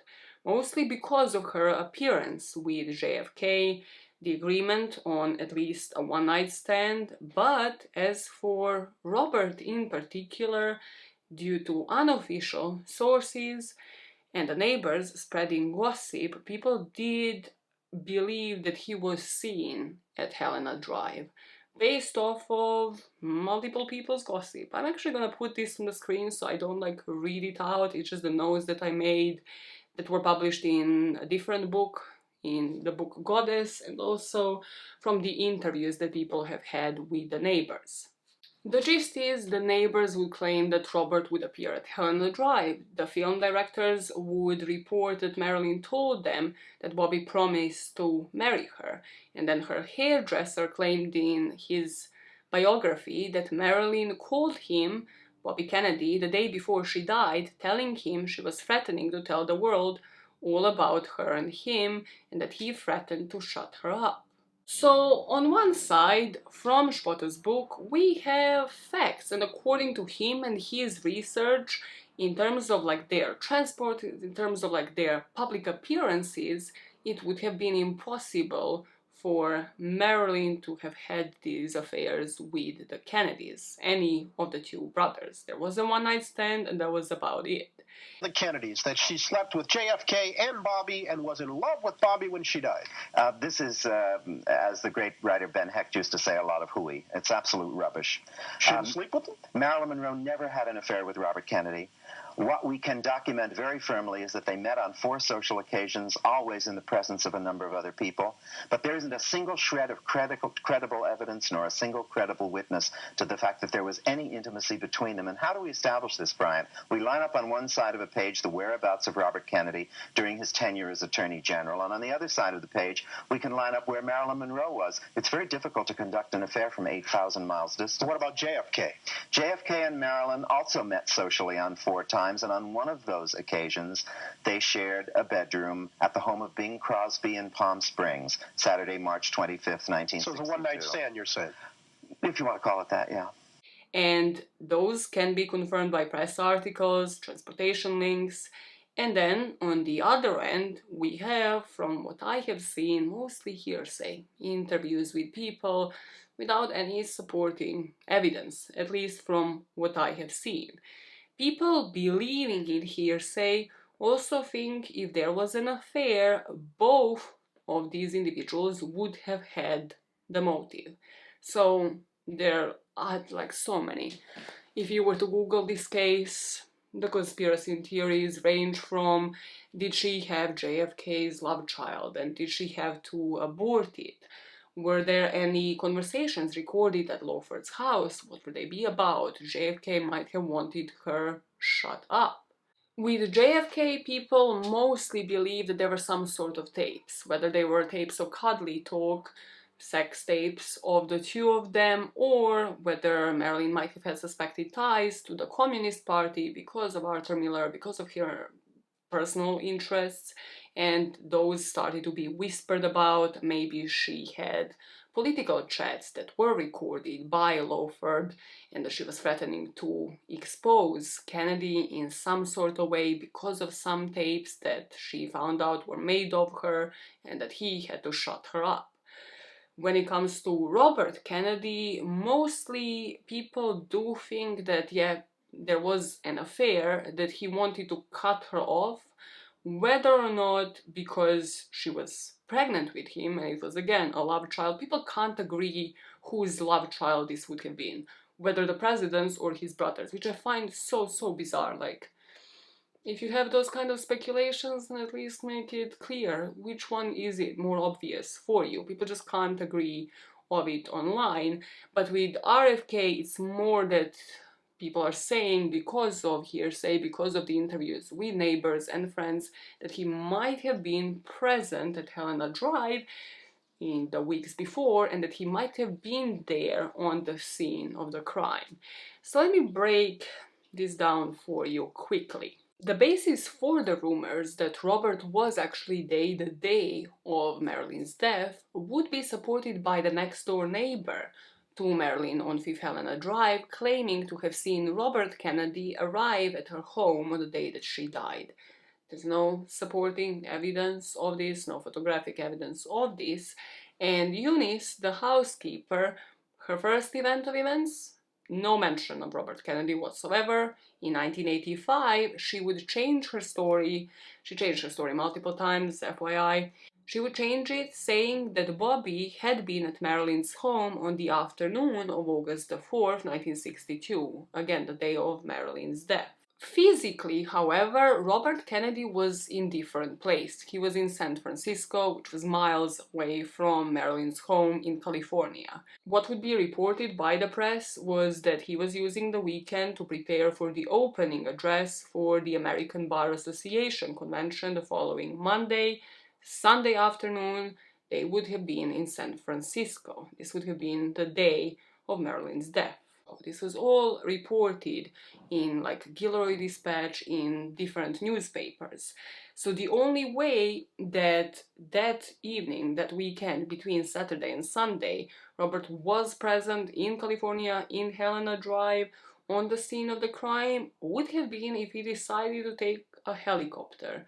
On his own would be if everybody else, Lawford, other people we're gonna speak about, were in on it. Not impossible, however, again, not much to support that, except from, again, hearsay by other people, saying that, yes, indeed, he was involved, Bobby was at the scene of the crime. Then the evidence had to be removed, giving him enough time to get back to Peter Lawford's beach house, and this would be where he would have taken helicopter to the local airport, and here is where he would have taken a flight from San Francisco. Again, is it a helicopter? Is it an actual flight, of which we would have probably had records even back in the day? But there would be photographers that would tell Summers, Anthony Summers, the biographer and the writer of the other book on Marilyn called Goddess, that they had seen a helicopter pilot's flight log which showed a mysterious entry from LA back to San Francisco, indicating that RFK was flown out of LA that night. They had said that this flight had taken place at around 2 or 3 in the morning, that Kennedy had been at the beach house, the Lawford's house, that night. He had flown out, and the message that they got back was that Kennedy would appreciate if we didn't do the story. That they decided that they would not go ahead with the story. And I had not seen any of those logs really, because they didn't go ahead with what would have been the breaking story of the day. Of course, none of the Kennedys was ever publicly investigated, and Robert Kennedy would end up being assassinated. And again, if anybody would have been able to cover up this crime, yes, it would have been the President of the United States and his brother, the Attorney General. Any sort of evidence, any flight logs, anything like that, they could have shoved under the carpet, and we would have never known, and probably never will. Statistically, however, now that the Kennedy corner is done, less than 10% of all homicides, so supposedly Marilyn's death was suspicious here, might have been a murder. Well, less than 10% of all homicides were believed to have been committed by a stranger. Even though Kennedys, I hear you, weren't strangers to her, they were quite distant compared to other two people in her life, whose points of view I have thrown you into. So as we went ahead of ourselves here, basically telling you the whole story of Kennedys and how one of them might have been there on the night of Marilyn's death, let us go back into our timeline. Before Marilyn moved into Helena Drive, it's the beginning of 1962, the beginning of her last year of life. Marilyn would return to the public eye with a Fox production that is called Something's Got to Give in the spring of 1962. She also received a World Film Favorite Golden Globe Award. So let us talk about her personal life, because this award event would actually be one of the most crucial weekends in Marilyn's life, according to the book. I don't know why I just pronounced weekend like freaking Borat.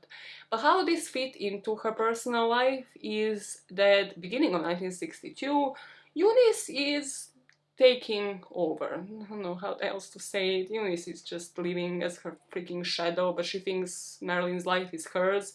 What I mean by that is that Marilyn would go to Mexico yet again for a furniture shop. She would go with friends, and she was dynamic. But here, Eunice would go first. She would check out the territory, book the hotel, everything, get everything ready, including the itinerary, and then Marilyn would arrive. So Eunice was just there, I don't know, third wheeling, staying there with all of her friends, always just there in a shadow lurking. I suppose it was creepy, I'm not gonna lie. I suppose she was literally just in a corner lurking like a fucking creep, not a sweet old lady. The friends would say that Eunice was simply Greenson's spy, sent down to report everything that Marilyn did. Soon, even Marilyn started seeing this. So they would have a few press conferences about Something's Got to Give in Mexico. Both Eunice and the friends noticed that she enjoyed it, and it seemed like she would even cut like her sleeping pill dependency when she would enjoy her time. This is actually something that you will hear about her last couple of months of life. Like when she's good, when she's enjoying her time somewhere, she doesn't really depend on the sleeping pills, making me think she might not have even taken them every day. When she would feel good, when she would feel in control of her life, she just wouldn't take them, regardless of probably what Greenson would have said to that. Despite this trip going smoothly, and yet again remember it's trip to Mexico, so Hyman, whatever his last name was, Engelberg, would later say that this must have been where she had taken insane amount of drugs illegally and somehow, I don't know, hidden them from everybody. So despite of this trip, there's Golden Globes then in March of 1962. And here, Joey had to actually get to the awards because it was said that Marilyn was acting drunk and barely in control. As I have explained, Marilyn was not known as an alcoholic, so this was probably again her being back home in the custody of Eunice and Greenson and just dependent on the pills. According to the book, there were both chemical and emotional causes for this type of conduct that was out of the ordinary. She received several injections on Saturday, Sunday, and the Monday from Hyman Engelberg, vitamin shots, quote unquote, as Eunice would call them, but clearly they were just different combinations of drugs. Among them were Nembutal, Seconal, and phenobarbital, or different dangerous barbiturates. And then for quick sleep, chloral hydrate. These would be known as knockout drops. These drugs would also be provided for Marilyn in capsule form by prescription, and they were not strictly controlled by the government at the time. To really consolidate here, based off of now renowned pathologists and even based off of the people at the time, as to why nobody was really speaking about this and how irresponsible this was. It would have been extremely irresponsible to provide this sort of thing in the amounts that Marilyn was receiving them in, even in 1962, according to the pathologist Dr. Arnold Abrams. These were known to be toxic drugs requiring careful monitoring. This wasn't 1940, when there was far less knowledge about this type of medication.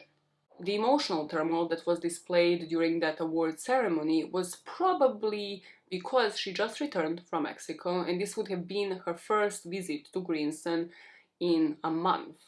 And she was cheerful when she arrived to her therapy session and was tearful and depressed after it. As for why the professional colleagues at the time wouldn't actually tell anything about Greenson, or wouldn't actually ever complain, tell him anything, try to intervene, they said that everyone was experimenting with ways to treat schizophrenics. And Wexler, his supervisor, Greenson's supervisor, had his own method. This gave Greenson's treatment of Marilyn an apparent legitimacy. One of the techniques was to invite the patient into the home, not only to provide what may have been lacking earlier, but to have a constant connection so the patient would never have undue anxiety on weekends or suffer any separation trauma. Looking at it from that point of view, any sort of display of drunkenness, which we know wasn't really drunkenness, like the one on Golden Globes that year, would have probably been heavily judged by Greenson in the aftermath. But he would have probably taken it from that angle where he just would look into stronger sleeping pills, because we know that he would be increasing the dose, always looking for different type of pills, different type of thing to add to the mix, and then for her to of course also have the injections. So Joey was really here the only one on her side, but even from Joey's perspective, he probably thought this man is a professional. Him and Engelberg, they should know what they're doing. They should know what they're prescribing. So I should probably trust them, like they are the experts in this area.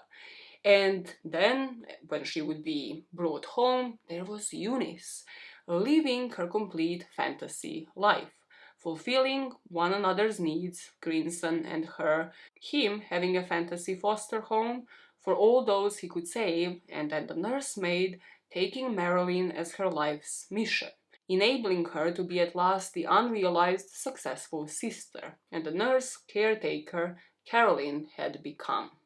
The object of the fantasies of these two individuals, however, was actually proving to be a lot stronger than people believed. She wanted to join the president and other guests last weekend of March, and this would be at Bing Crosby's home, which we know she did, in Palm Springs, and this would be where she was said to have spent one night in president's bed.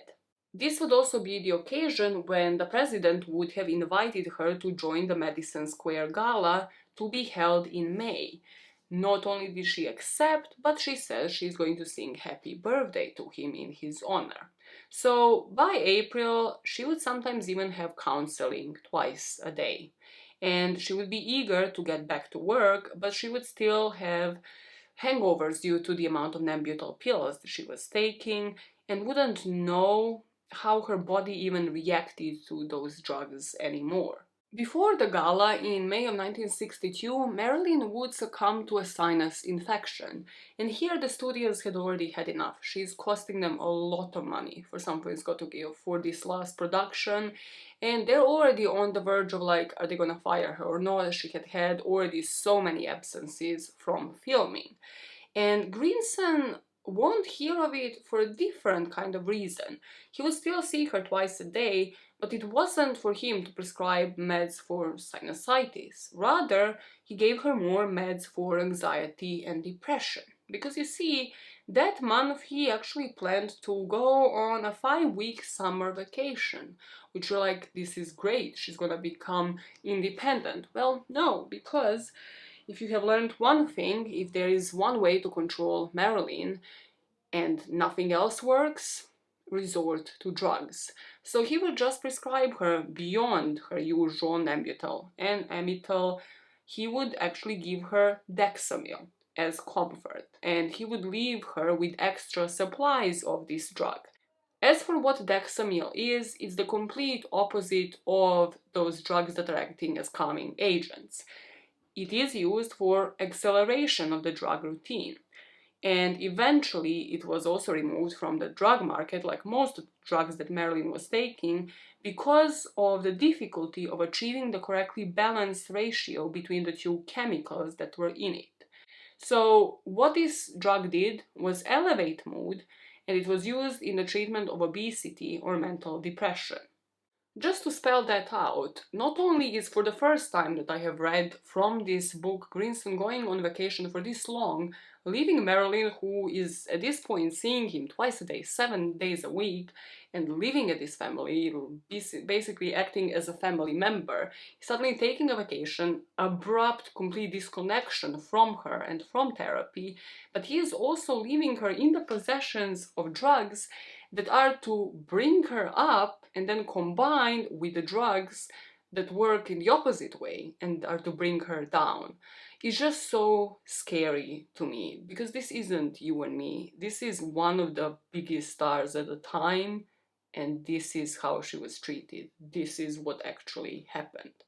When he was on holiday, at first, Marilyn was thriving. She even dismissed Eunice and would thrive in the studios, would actually turn up to work and be completely professional. She thought she will not miss the opportunity to sing for 15,000 people, sing Happy Birthday to the President.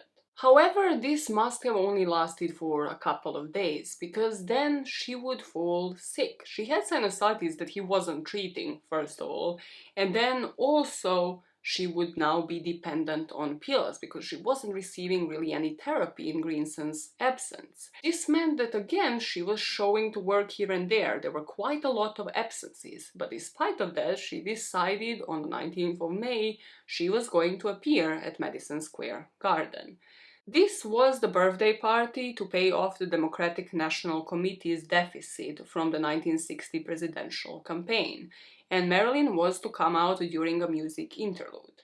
They worked around her lateness, and Peter Lawford would actually introduce her to what was believed to be 17,000 Democrats at the time as the late Marilyn Monroe.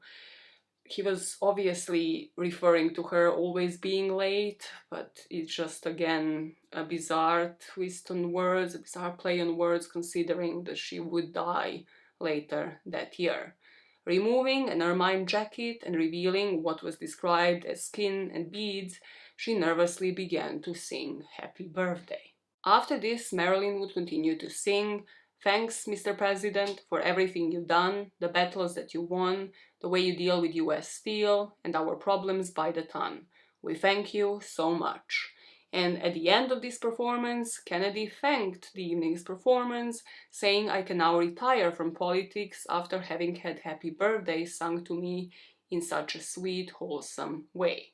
This ceremony is now over and Marilyn has to be back on set, and here there's already so much tension on this set. It was said when she turned 36, which would have been a couple of days after that, on the 1st of June, that she had to have the whole day of work before they brought out the cake, that she basically had to work with her birthday to make up for like all of the absences that she had had. that this was only a small birthday celebration and that there was a tense energy on the set and also at the house. That during this time Marilyn was lonely, but she told her friends that she was also enraged with Greenson and afraid of losing her job. How was that, gentlemen? Good. Beautiful. Good. Shooting wrapped at 5:30, and only then did Marilyn's birthday party begin. The day of her birthday, I picked up the cake, and they were screaming at me that I had to hide the cake because it wasn't going to be brought out until 6 o'clock. They had to get a full day's work out of that woman. That was the expression. The assistant director, and he looked at this cake, said, "But we're having Marilyn's 36th birthday." He says, "Get that goddamn cake off the set till we're done shooting at 6 o'clock, then you can have her birthday party." And that was, I mean, they were under a lot of pressure. They finally had her on the set, and they wanted to work, you know.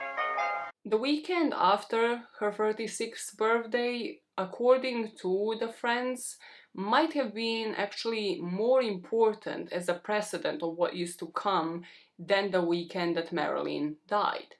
Early on Saturday, 2nd of June, Marilyn would make a phone call to Greenson's kids, his son and daughter, telling them to come urgently to her house. So they did, and they found Marilyn in such a confusing state. She would be giddy and disoriented at one point, and then the other moment she would be lonely and depressed. And this would be the classic signs of Dexamyl overdose. The kids would organize for other doctors to come and provide sedatives to have her calm down and basically to deal with this overdose. And Eunice would be by her side. But by this point, by Monday, Fox Studios were not really having it. It was the precise moment that the tensions with 20th Century Fox came to the head. Marilyn already cost them, from what I read, $2 million, so they suspended her from the picture. And this is when Greenson would be called back, because now A, she has overdosed, and B, she has lost her job, which would just further trigger her to take more pills. Greenson therefore had to fly back to facilitate a resolution, and he wasn't really happy about it. At this point, people believe not only was this an investment for him financially, but it became a need for him, for her, to be seen as sick, dependent, and needy. And at this point, he might have been losing control and became violent. What was known here from the book was that he actually, Dr. Greenson, once he returned, he brought Marilyn to another doctor, Dr. Gurdin, who said that Marilyn had bruises, both black and blue marks on her lower eyelids that were clearly covered by makeup. The story that Greenson would tell this doctor was that Marilyn slipped and fell in the shower, and that she was under the influence of drugs, so she couldn't really tell this doctor what really had happened here. Dr. Gurdin concluded that these injuries could have been the result of a fall. A fall or an assault would give the same type of injuries. Greenson would give out statements to the Fox executives, determining, there's nothing that you need to do, she will be able to return to filming within a week. Is it possible that Marilyn slipped in the shower, that she fell and somehow fell on her eyelids? Sure. Or something that might have been more probable as an option was that Greenson was losing control. That furious for her to have sabotaged his vacation, disobeyed his orders, causing him professional and personal embarrassment, he might have struck her, he might have turned violent. And as long before with Joey, where we kind of know she has had some domestic violence before, she might have just endured it, convincing herself that this is the punishment that she had deserved. Because remember, she was seeing every single one of the men in her life as a form of surrogate father. For over a week, she would have to stay in Eunice's care at home until her bruises would heal. And Marilyn was off the movie by June the 8th. Greenson couldn't salvage this.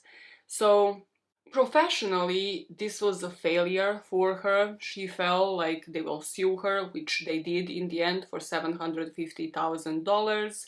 And she felt like she will never work in this town again. However, what the studios didn't really figure out was the height of Marilyn's career at this point, and also the publicity, even the negative publicity that this kind of hospitalization and her being taken off of the movie shoot due to her mental health issues might have caused. So eventually, this lawsuit would have been abandoned because the execs realized losing Marilyn meant losing publicity for the movie. So the publicity surrounding the suit led every magazine to ask for an interview or a photo shoot. And this would be the period when she would be on Vogue, then Cosmo, by 23rd of June. At this point, late in June, Fox had already reopened negotiations with Marilyn. They were already bringing her back to the shoots. However, this movie, as I mentioned, Something's Got to Give, will end up being unfinished. And you can see it as a short film because what July brought on were more troubles sleeping. She must have thought her career was over. For someone with so much to prove, this would be devastating. This would have been the time when she would have made those 8 calls with Robert Kennedy, the social, friendly calls. He might have been concerned about her health, but there was never time in Kennedy's office for them to devote lengthy calls. Phone records also confirmed that they were quite brief ones, and all of those calls were put through the main switchboard at the Department of Justice. During July, Marilyn relied on different sources to bring her energy up. Her friends like Ralph Roberts, Ellen Snyder, and the admiration and the encouragement of Joey DiMaggio. She was actually looking forward to return to her life with him. Despite her almost daily injections at this point, that Greenson made sure Hyman Engelberg was the one who was behind them, that he was the one who was prescribing everything at this point. Despite of her difficulties with the sessions with Greenson and uncertainties of her future, there was just like fresh encouragement in Marilyn that summer. She was supported by her friends, and she also returned to her life with Joey DiMaggio. To her friends, it looked like the meds fitted into it and that she was actually in control of her life. And they have said that in the last few months of Marilyn's life, she was more optimistic than she'd been in years. So by the end of July, Marilyn realized she might not have any friends soon, as Greenson was trying to sever her relationships one by one, and when he wasn't the one doing it, Eunice was the one who was constantly at home, where Marilyn ended up bringing her friends. So as for Joey, he wanted to remarry her. They actually planned a wedding date on Wednesday, 8th of August. This would only be 3 days after Marilyn would be found dead. So 30th of July, Marilyn starts planning a new project called I Love Louisa, and she chooses a director for it. This is how the book describes Marilyn in this period of time, when she finally realized who she was and like her own worth, and how that separated her from who she was when she was with Arthur Miller and everything before that. Marilyn, on the other hand, always reaching for an integration of her personality, knew in some way that her emotional health depended on a separation between the public Marilyn and the private self. Sorrow, confusion, and neurosis prevented her rising above the image she deplored, to become the woman she yearned to be. Her film roles continually forced her to rely on what she wanted to put behind her. No wonder then that most of all she longed to sleep.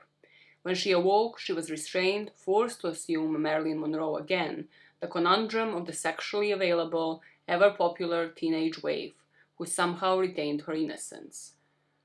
That her popularity was caused by an image she hated, and now, for the first time in 1962, she was openly admitting, showed how clearly she realized the split in herself. This can hardly, however, be called schizophrenic. In fact, it reveals a remarkable clarity of self-perception. But part of the problem was that part of her still depended on outer approval, still considered herself a child, only a body without a soul worth probing, and in this regard we are very close to sounding the reasons for her mass appeal decades later.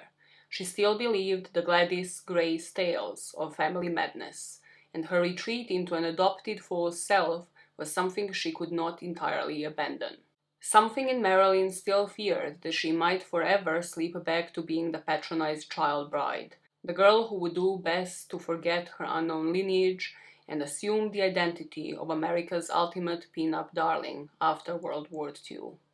Morning of July the 31st, Marilyn was calling a dressmaker, like a fashion designer who was to come over for the final fittings of her gown. She was so happy because this was to be her wedding dress. Just to put into people's minds that she really wanted to go ahead with this wedding. This wedding was to happen. That afternoon, she had an hour-and-a-half session with Greenson and she returned home, spent several hours on the phone, placing calls to the florist, the local wine shop, and the caterer. Again, all in terms of like her planning that wedding. Her phone records from August the 1st would indicate that she called another doctor of hers that she trusted. She wanted to have a dinner with him that evening. She told him that she's going to call him in a few hours. And then she rang him back and said she's gonna call in a few days. And this reason for postponing this kind of meeting wasn't really clear. But we know that that day she went to Greenson's for a 2-hour session. And she might have chosen to, dismiss these dinner plans because she was exhausted, because of the injections, or maybe just because of her relationship with Eunice, who she could finally get rid of when her and Joey would to get married. There are a few reasons as to why Marilyn would have wanted to get rid of Eunice. I mean, we can think about over 100, but the book states 3 as like maybe the more prevalent ones. The first one was that Marilyn's mail from Fox and from her private post box office was being held by her housekeeper. Marilyn learned of this and was reasonably so angry, because yet again she felt like a child in her own home under the supervision of her own employee. The second event was how Eunice treated the masseur, Ralph Roberts. Apparently he turned up to give Marilyn the massage, and Eunice said, "Oh, I thought we had gotten rid of you." And Marilyn overheard that, and she was yet again annoyed. And then the third incident just fixed this in Marilyn's mind. Eunice planned to accompany her sister, Caroline of course her fave, and brother-in-law on a European vacation, beginning on Monday 6th of August. But she chose not to tell Marilyn of this and had not made any travel reservations because she was unsure about leaving Marilyn at all. This was the final straw for Marilyn, This was the final straw for Marilyn because she didn't want to feel this dependent on Eunice, for Eunice not to be able to take her holiday, but also she saw this finally as the opportunity. So on 1st of August, Eunice finally told Marilyn that she would like to take a vacation. And Marilyn, thrilled at this, told Eunice not to return in September. This is the only part in today's story that makes me so happy. Just Marilyn taking back some of that power. Because what this trickled, unfortunately, for what is to happen, if you believe the accounts of the story represented in the book, is, well, Eunice was probably pissed. How would you feel? How would you feel? Shocked? Angered, hurt? What would you feel if everything that you worked for is suddenly seeping through your hands? And what that trickled was that probably during the therapy session on 2nd of August, Marilyn must have told Greenson, "Well, I kind of dismissed Eunice, I told her not to return." And Greenson must have felt, well, I am next. Marilyn might have finally seen that Hollywood wasn't her whole life, and that her dependence on these two individuals also wasn't her life. However, as Greenson would say, if you can't control Marilyn one way, there were always drugs. She may not have been as explicit about the termination of the relationship then, but it was clear that Marilyn Monroe was moving on. 2nd of August ends with her going to antique collectors. So Eunice is still there.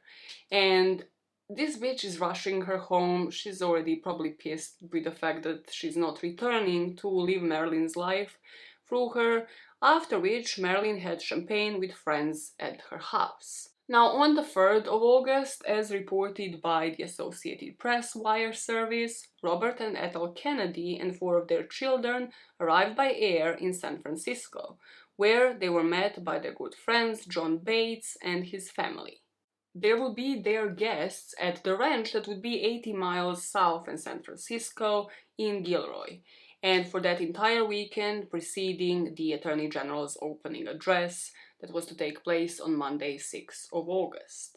This would be documented by Bates, by the person hosting them, by Gilroy Dispatch, and there was no physical way he could have gone to California and returned, apart from, if you believe in the helicopter story, that there's just not really proof of. Over the span of more than 30 years, no one who was with Marilyn ever mentioned presence of Robert Kennedy, even after the conspiracies. That is according to Donald Spoto, and by everybody who was in the presence of Marilyn. We don't really include Eunice here, because she would only give that account of events about 23 years after. As for Marilyn, the morning of 3rd of August might have been a bit different, because by all accounts she hadn't taken the sleeping pills the night before. She had her appointment with Greenson, and it was said that Engelberg was waiting for her at home. Engelberg would inject her and give her the prescription for 25 Nembutal capsules. We got this in black and white. I'll put the prescription on the screen because later he's gonna lie about everything. So those were added to chloral hydrate. These would be the instant knockout pills prescribed by Greenson to wean her off the barbiturates. According to the book, there was another doctor called Lee Siegel who also wrote her prescription for an unknown quantity of Nembutal on 25th of July and then on this day, 3rd of August. Meaning that we don't really even know the precise number of pills that she was taking in the last few days of her life. The rest of the day, it was said that Marilyn kind of depended on these injections. She would have a 32-minute call where she seemed high, excited, bubbly, saying that she's feeling better than ever. Then she would speak to the handyman, dressmakers, composer for I Love Louisa, another executive. So she had reasons to be psyched, and her diary was filling up, and she was talking to so many people, and she was planning her wedding. By the end of the day, she would have gone to a nursery for the citrus trees, again probably for the wedding, and she was functioning soberly even after her second meeting with Greenson. In the evening, she called her publicist Pat. They would dine out and then they would return to Helena Drive. This is when Pat would stay overnight. But this evening, Marilyn had to resort to the pills because she was struggling to fall asleep. That brings us to the 4th of August. Eunice arrived for her last day at work at around 8 a.m. and she was to be in charge of the garden plantings for that day. It was said that there was a photographer that arrived that morning and that Marilyn got up around 9 a.m., that she was alert and seemingly without a care. She signed several deliveries, she spoke on the phone to some of her friends, and she even arranged a barbecue for the following evening. Pat woke up around 12 and she would stay during the day and would even comment later how she kind of woke up and Marilyn seemed to be pissed because she didn't sleep enough, but it just didn't seem that that was the main reason for the anger. Maybe it was the dynamics with Eunice. Pat just couldn't really tell what the hell was causing this level of anger. Greenson would arrive on the 4th of August at around 1 p.m. And apart from a break between 3 p.m. and 4:30 p.m., Greenson would stay at Helena Drive until 7 p.m. Joey Jr., so Joey DiMaggio's son, would actually call between 1 and 3 p.m. At some point he called and Eunice answered, telling him that she's not at home. But she was. She was at home and she was having therapy session with Greenson. The break between 3 and 4, in particular after which Greenson would return, was because Eunice drove Marilyn to Peter Lawford's house, so to Santa Monica House, and in that hour, Eunice went out to shop for groceries, and then she would return to pick Marilyn up. It was said by the time she reached the beach something changed, and Marilyn just seemed drugged. She just wasn't too steady on the scent. And as the autopsy would later reveal, at the time of Marilyn's death, she would have a high dose of Nembutal in her liver, for which several hours of accumulation would be required. So that would explain that she probably had some drugs in her system already. Reasons for her to have taken more drugs than prescribed probably would have been Eunice, the atmosphere at home, maybe the stress because of no sleep, just the eagerness and the nerves about the marriage. However, whatever the reasons were, she gets back into the car and is driven home after spending only an hour at Lawford's Beach that afternoon. She leaves the beach around 4. And then at 4:30 she is at home again at Helena Drive. Joey Jr. calls again and Eunice again tells him that she's not there. At 5 o'clock, Marilyn actually takes the phone call and she's speaking to Peter Lawford that she had apparently just seen about an hour ago. Peter tried to invite her for dinner that Saturday, and Marilyn declined, but Peter said like, okay, I'm gonna call again, maybe you'll reconsider. Apparently she was completely lucid during this phone call, even though about like an hour and a half ago she wasn't. But what baffles me here is that nobody focuses on what happened during that hour between 3 and 4. Why did she go to his beach house in the first place? Just randomly for an hour during the day? Why didn't he invite her for dinner then and there when he had her present? Was it because she wasn't lucid enough? It's just nobody really explains this part of the story. She would have 2 other calls. Well, rather, Eunice again responded that Marilyn was dressing when Isadore Miller, Arthur Miller's dad, called, and the second one was from Ralph Roberts around 5:45 p.m. And Ralph said that Greenson was the one that answered here because he was back at Marilyn's, and Greenson said that she wasn't there and immediately hung up. He might have hung up expecting a call from Engelberg, who he expected to come and provide Marilyn with meds. Most likely this would have been another injection to help her sleep, and apparently he tried reaching to Engelberg earlier, and Engelberg was going for a divorce at that point, so he just refused to come over, and at this point apparently he refused again. So at 7 or 7:15 p.m., Greenson claimed that he left Helena Drive and that Marilyn stayed with Eunice. According to the book, shortly after this, the inconsistencies begin, and I'm here to say this whole day is inconsistent as hell. Like, a lot of things just do not make sense to me in terms of just the phone calls that were happening at that house. Greenson would say that he asked Eunice to stay overnight. Remember, this is this woman's last day at work, and she will say later she has never been before asked to stay overnight. So reasoning for him was that he didn't want Marilyn to be alone, which was weird. It was her last day at work. Why suddenly you don't want her to be alone? There would be 2 other calls that Marilyn would actually answer herself that evening, according to the callers behind them. So first one was from Joey Jr. Finally, he actually reached through to Marilyn, and he was trying to call her to tell her that he broke off his engagement. This would be a phone call she would receive around 7:15, and Joey Jr. said that she was in quite good spirits. The second call was from Peter Lawford, who called her again, still hoping to get her to come out for a dinner party.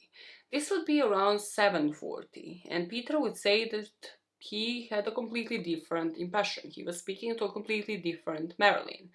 He said that her voice was slurred, that she was distressed, and that he even shouted her name a few times. And she finally kind of came to her senses for a couple of seconds, and what she said was, "Say goodbye to Pat, say goodbye to the president, and say goodbye to yourself, because you're a nice guy." Then she whispered, "I'll see you, and then just stayed silent. So thinking that she hung up, Peter tried calling again for about half an hour, but he hears the blocked line ring, So he asked the operator to interrupt the conversation, and he was told that the phone was off the hook or out of order. So Peter starts being concerned, and within reason, as according to the coroner, in less than half an hour, something horrible happened to Marilyn. She was laughing and chatting to Joey DiMaggio's son, and then within 30 minutes, she was dying. It is that time again, unfortunately. Oh God, I get goosebumps every freaking time, but I have done it with the Lost Girls of Panama, so I'm going to do it here again. We have two timelines to talk about. One of them where Marilyn had been found dead earlier in the evening before midnight, and in the other timeline she had been found dead around 3 o'clock in the morning by her housekeeper. So to finish this parter off, let us dive into these timelines, and then in the next parter we're going to finish them off and see why one of them might make more sense than the other. Something to bear in mind as we are going into these timelines are the coroner's findings. Marilyn's time of death would be between 8:30 p.m. and 10:30 p.m. on August the 4th. And the toxicology report would show that the cause of death was acute barbiturate poisoning. She had 8 milligrams of chloral hydrate, 4.5 milligrams of Nembutal in her blood, and 13 milligrams of Nembutal in her liver.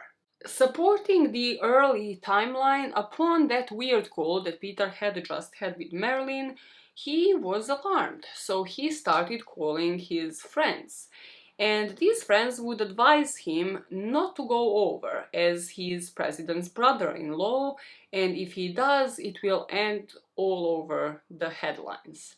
So the friends that he called, one of them was Milton Ebbins, that we spoke about earlier on, the talent manager, the Red Pack insider. So according to Ebbins, Peter told him, like, let's go there, let's go right away.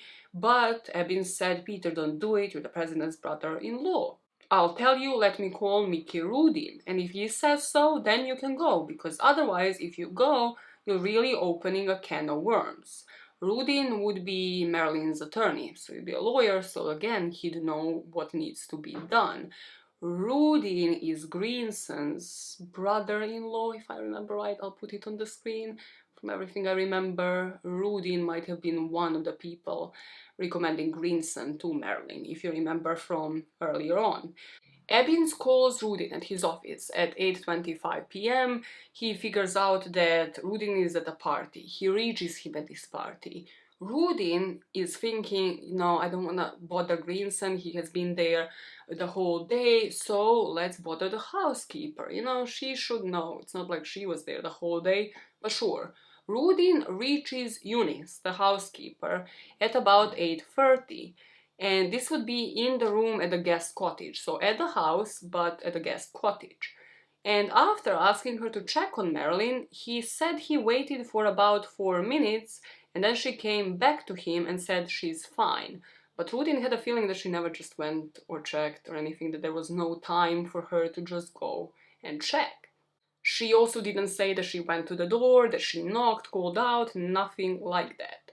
So Rudin then calls Ebbins, who calls Lawford, and they are now just prolonging what could have been like the shortest drive ever to actually check up on Marilyn.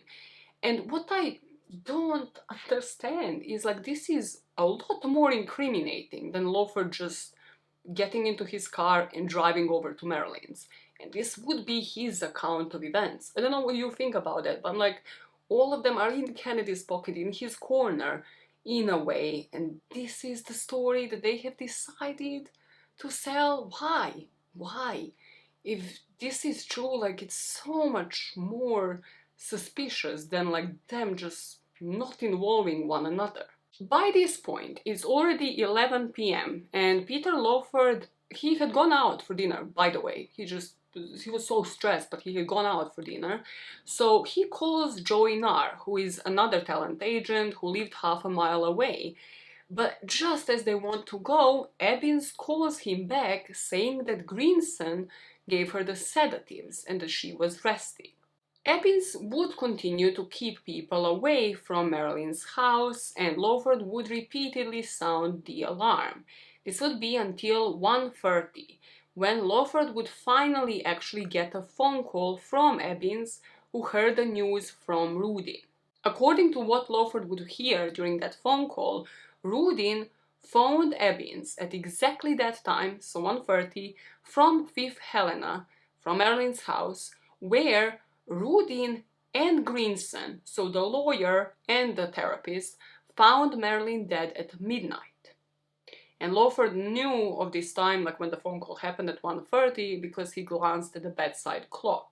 According to Rudin, she was dead before midnight because he recalls getting a call from Greenson. Rudin, upon receiving this phone call from his brother-in-law Greenson, saying that Marilyn was dead, immediately got upset and drove to the scene. Okay, so to recap this, because there's a lot of fucking names, so I noted it down in a way where, like, it's the easiest to explain. Greenson was called long before midnight. By whom? Most probably Eunice. Who else was at that house? He alerted the attorney, Rudin. Rudin phones the Red Pack insider, Ebbins, and as they were headed there, Ebbins calls Lawford to let him know that all of this had happened, that Greenson was there, that he alerted Rudin, who alerted Ebbins, and then Ebbins finally alerted Lawford. Yet again, why is this the story that Lawford is telling? Like, it's implicating a ton of people. However, if this is to be believed, Marilyn was dead, and she was discovered dead before midnight. This brief time spent during which Marilyn's death must have occurred is even made narrower because of yet another phone call. So this is a completely separate thing, and that's why I'm only including it now. However, it is included in the book. And this phone call was made to Arthur Jacobs, rather to his wife. Arthur Jacobs was a press agent. He was in charge of Marilyn's publicity between 1955 and all the way up until her death. I haven't found anything shady on the guy. It seems like he worked with her on the Marilyn Monroe productions as well. So I'm not really sure why, but he was one of the people who received this phone call on that evening. Arthur's wife would say they were attending the concert that evening, and at about 10 or 10:30, someone came to their box and said, "Come with us right now, please, Mr. Jacobs, Marilyn Monroe is dead." She said that she doesn't know why, but she has the distinct impression that it was Mickey Rudin who called Arthur at the ball, and that Rudin, had been called by Greenson from Marilyn's house. So that matches Lawford's account of events in terms of Rudin being at the house and him being alerted first by Greenson. However, if this account of events is correct, if Arthur Jacobs went in to Helena Drive at 11 p.m., and in the later timeline, the housekeeper, Eunice Murray, would say that she found Marilyn dead at 3 a.m., what was going on at that house between 11 p.m. and 3 a.m.? Now for the late timeline, because these reports, as suspicious and as implicating of so many people, fully contradict the entire official report on Marilyn's death, which would fully depend on Greenson and Eunice's version of events. So Eunice's version of events is a lot more simpler. I'm not gonna say it doesn't involve this many names. It is simple and straightforward. At around 9 p.m., Marilyn decides she's gonna go to bed. She says, "Good night, Miss Murray," and she just closes the door. This is going to be brought into speculation because, as we know from her stay in that padded room at Patty Whitney, Marilyn would never lock her doors. Maybe close them? However, the door would never be locked. This is gonna come into question in a minute, and something that pains me is, like, from all of the pictures that I have seen from Marilyn's house, let's not call it scene of the crime, let me not, like, implicate myself or anything like that, but I can't see the inside of the door. So I see the outside and there is a clear lock. So I think the door can be locked from the outside, which is so creepy. However, I can't see the inside of it to confirm whether there is even a lock. According to the book, she would not have locked the door, and also it seems like there was not a possibility for the door to be locked. Why I'm saying this is because out of nowhere, Eunice woke up at 3 a.m. and she's like, you know what, I feel something is wrong. My maternal instinct is telling me to check on Marilyn. For the reasons that she could not understand, she woke up at 3 a.m. and she noticed a light under the door of Marilyn's room. She tried to open the door, found it locked, and then at that point she decided to phone Greenson. Greenson, even before arriving to the scene, instructed her to take a poker, then go outside the house and part the curtains through the open grill-covered front casement window to see if Marilyn is asleep and if she is well. Eunice does as she is told, of course, and when she breaks the window with the poker and then parts the curtains, she sees that Marilyn is lying nude and motionless on the bed. She then goes back onto the phone and panically reports this to Greenson. At this point, Greenson rushes over and using the fire iron breaks the second unbarred window, which would be at the side of the house, which he unlatched and then climbed into Marilyn's bedroom. A moment after, he unlocks the bedroom door from within to admit Eunice, and he tells her, "We've lost her." Greenson would have reached the house at around 3:30. So at about 3:50 he phones Engelberg, Hyman, and Hyman would arrive to the scene to pronounce Marilyn dead. Only then, only after that happened, at 4:25 the two doctors called the police, who arrived at the house in about 10 minutes. Marilyn came to her bedroom door. I was sitting in the living room. And she said, "Good night, Mrs. Murray. I think I'll turn in now." And she closed the door.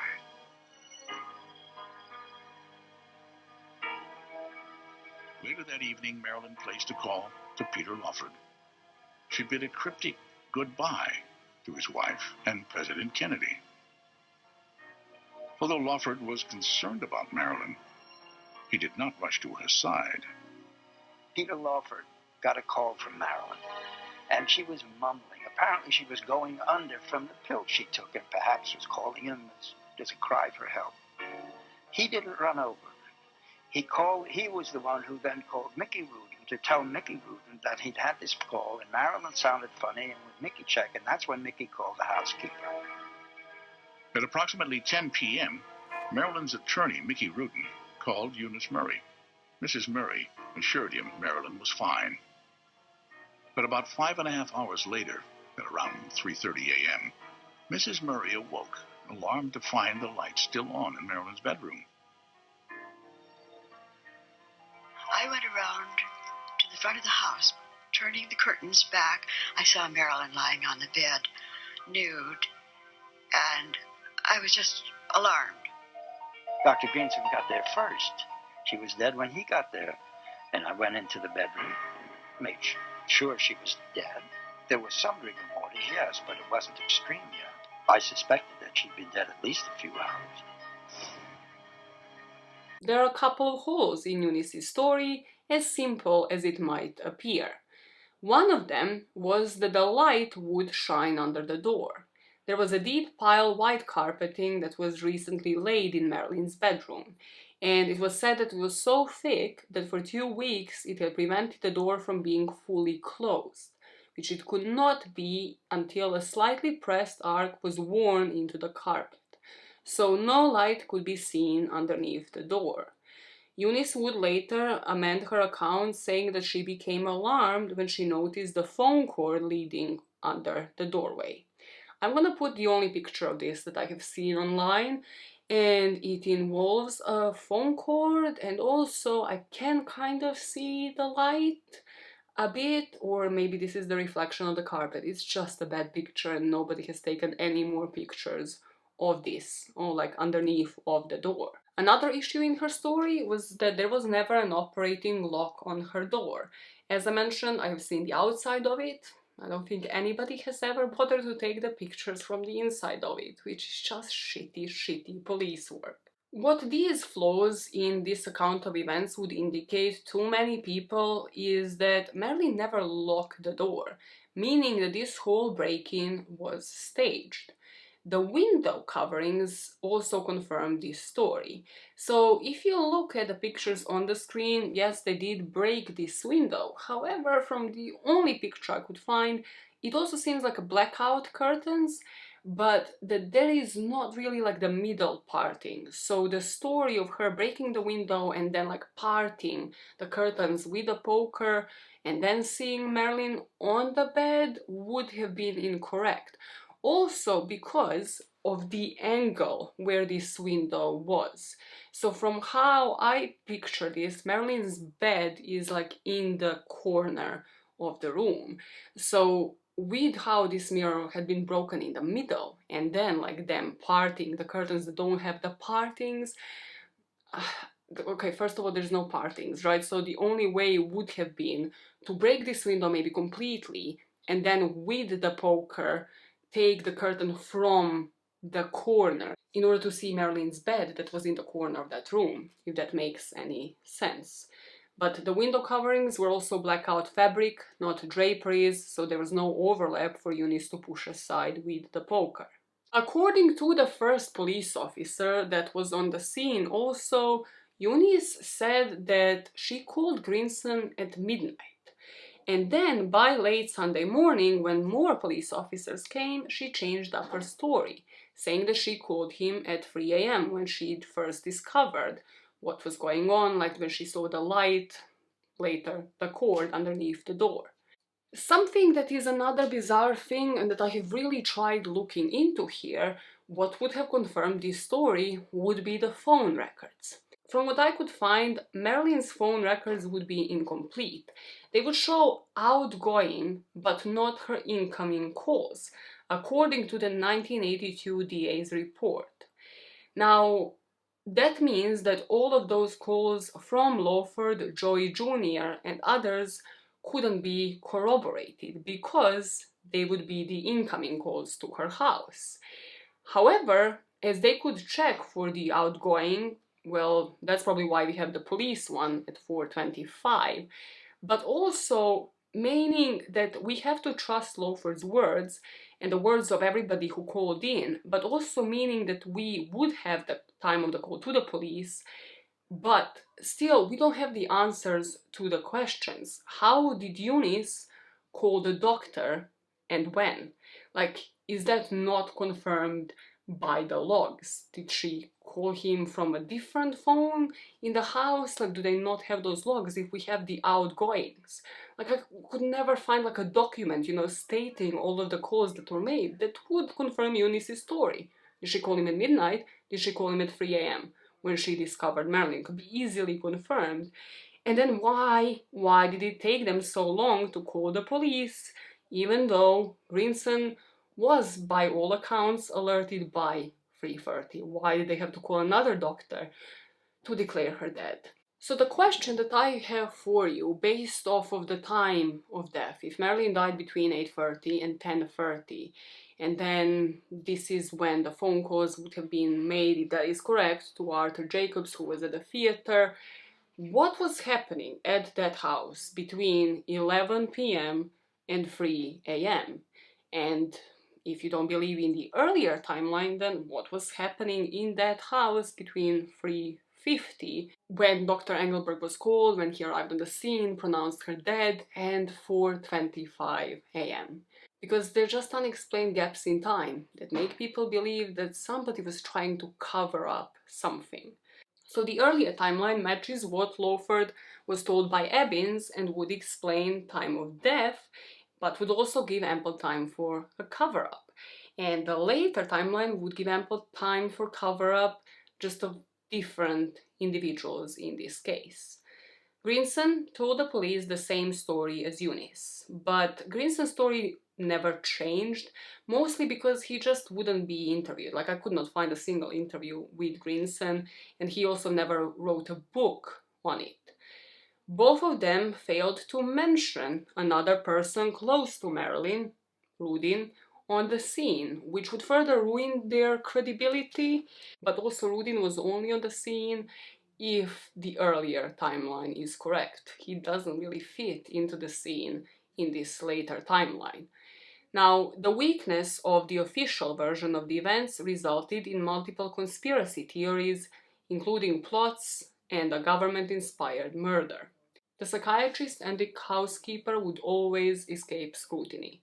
He, because of his career, and she by calculated public image of a dear little old lady.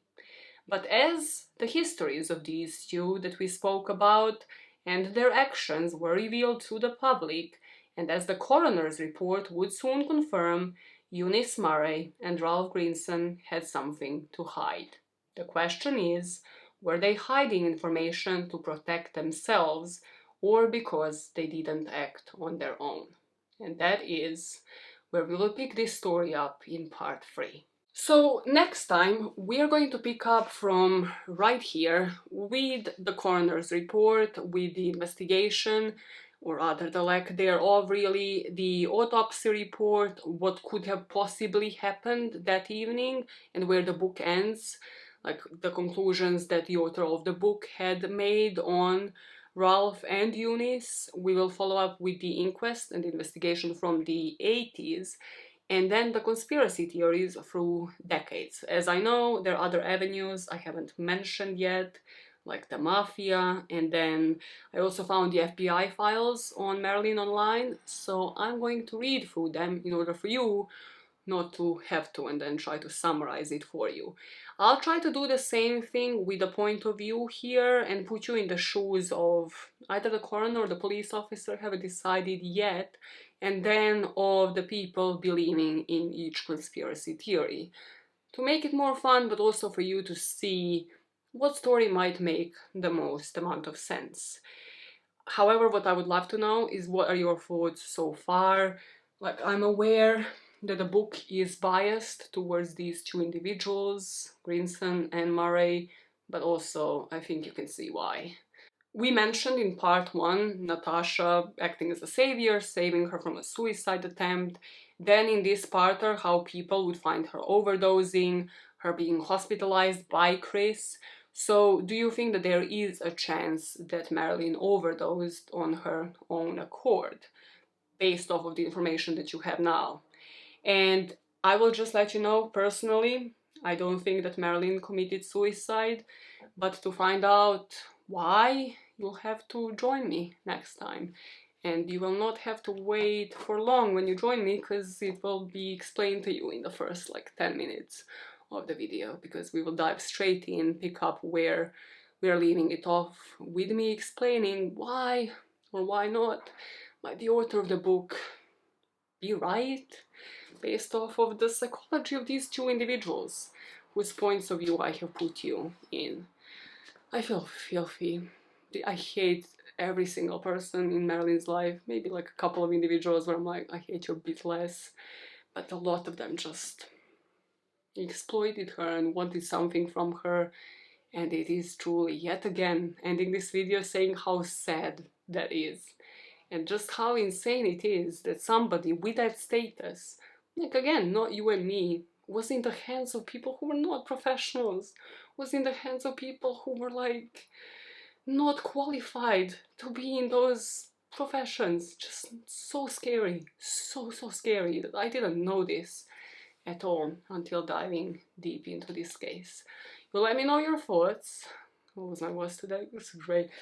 I love this for me. And I am going to edit this video for you now, and then start diving into those FBI files and just researching for part 3. Is it gonna be shorter? You promised some shorter videos. You literally said like it's gonna be under 2 hours. It's not gonna be under 2 hours. Why do you lie to people, Maya? Why do you lie to people? Because I didn't crouch in deep dives. I need to get to the bottom of it all. Cool. How's that going for you mentally? I'm out. Make sure you like and subscribe and share this with others and other deep dives on this channel. Cool? Cool. You'll do it, right? It's like desperate look. That look of a desperate person. No, I'm just sweating and dying. Okay, now, bye guys. Shall I open the window? How, just exactly how bad was the sound on this one? Because there's like scaffolding here. Scaffolding? Shut up. Shut up. You pronounce so many words wrong today. So many words. I had to Google how to pronounce Doheny Drive, okay? I thought it was Doheny or Doheny, you know. Immigrant problems. I'm immigrant, get me out of here. No, I actually don't. I really thought to stay in this country, so please don't. Shut up. Editing Maya on. Goodbye. Maya out. Maya got a shape, her legs. Okay, they don't need to know that. Bye guys. Bye.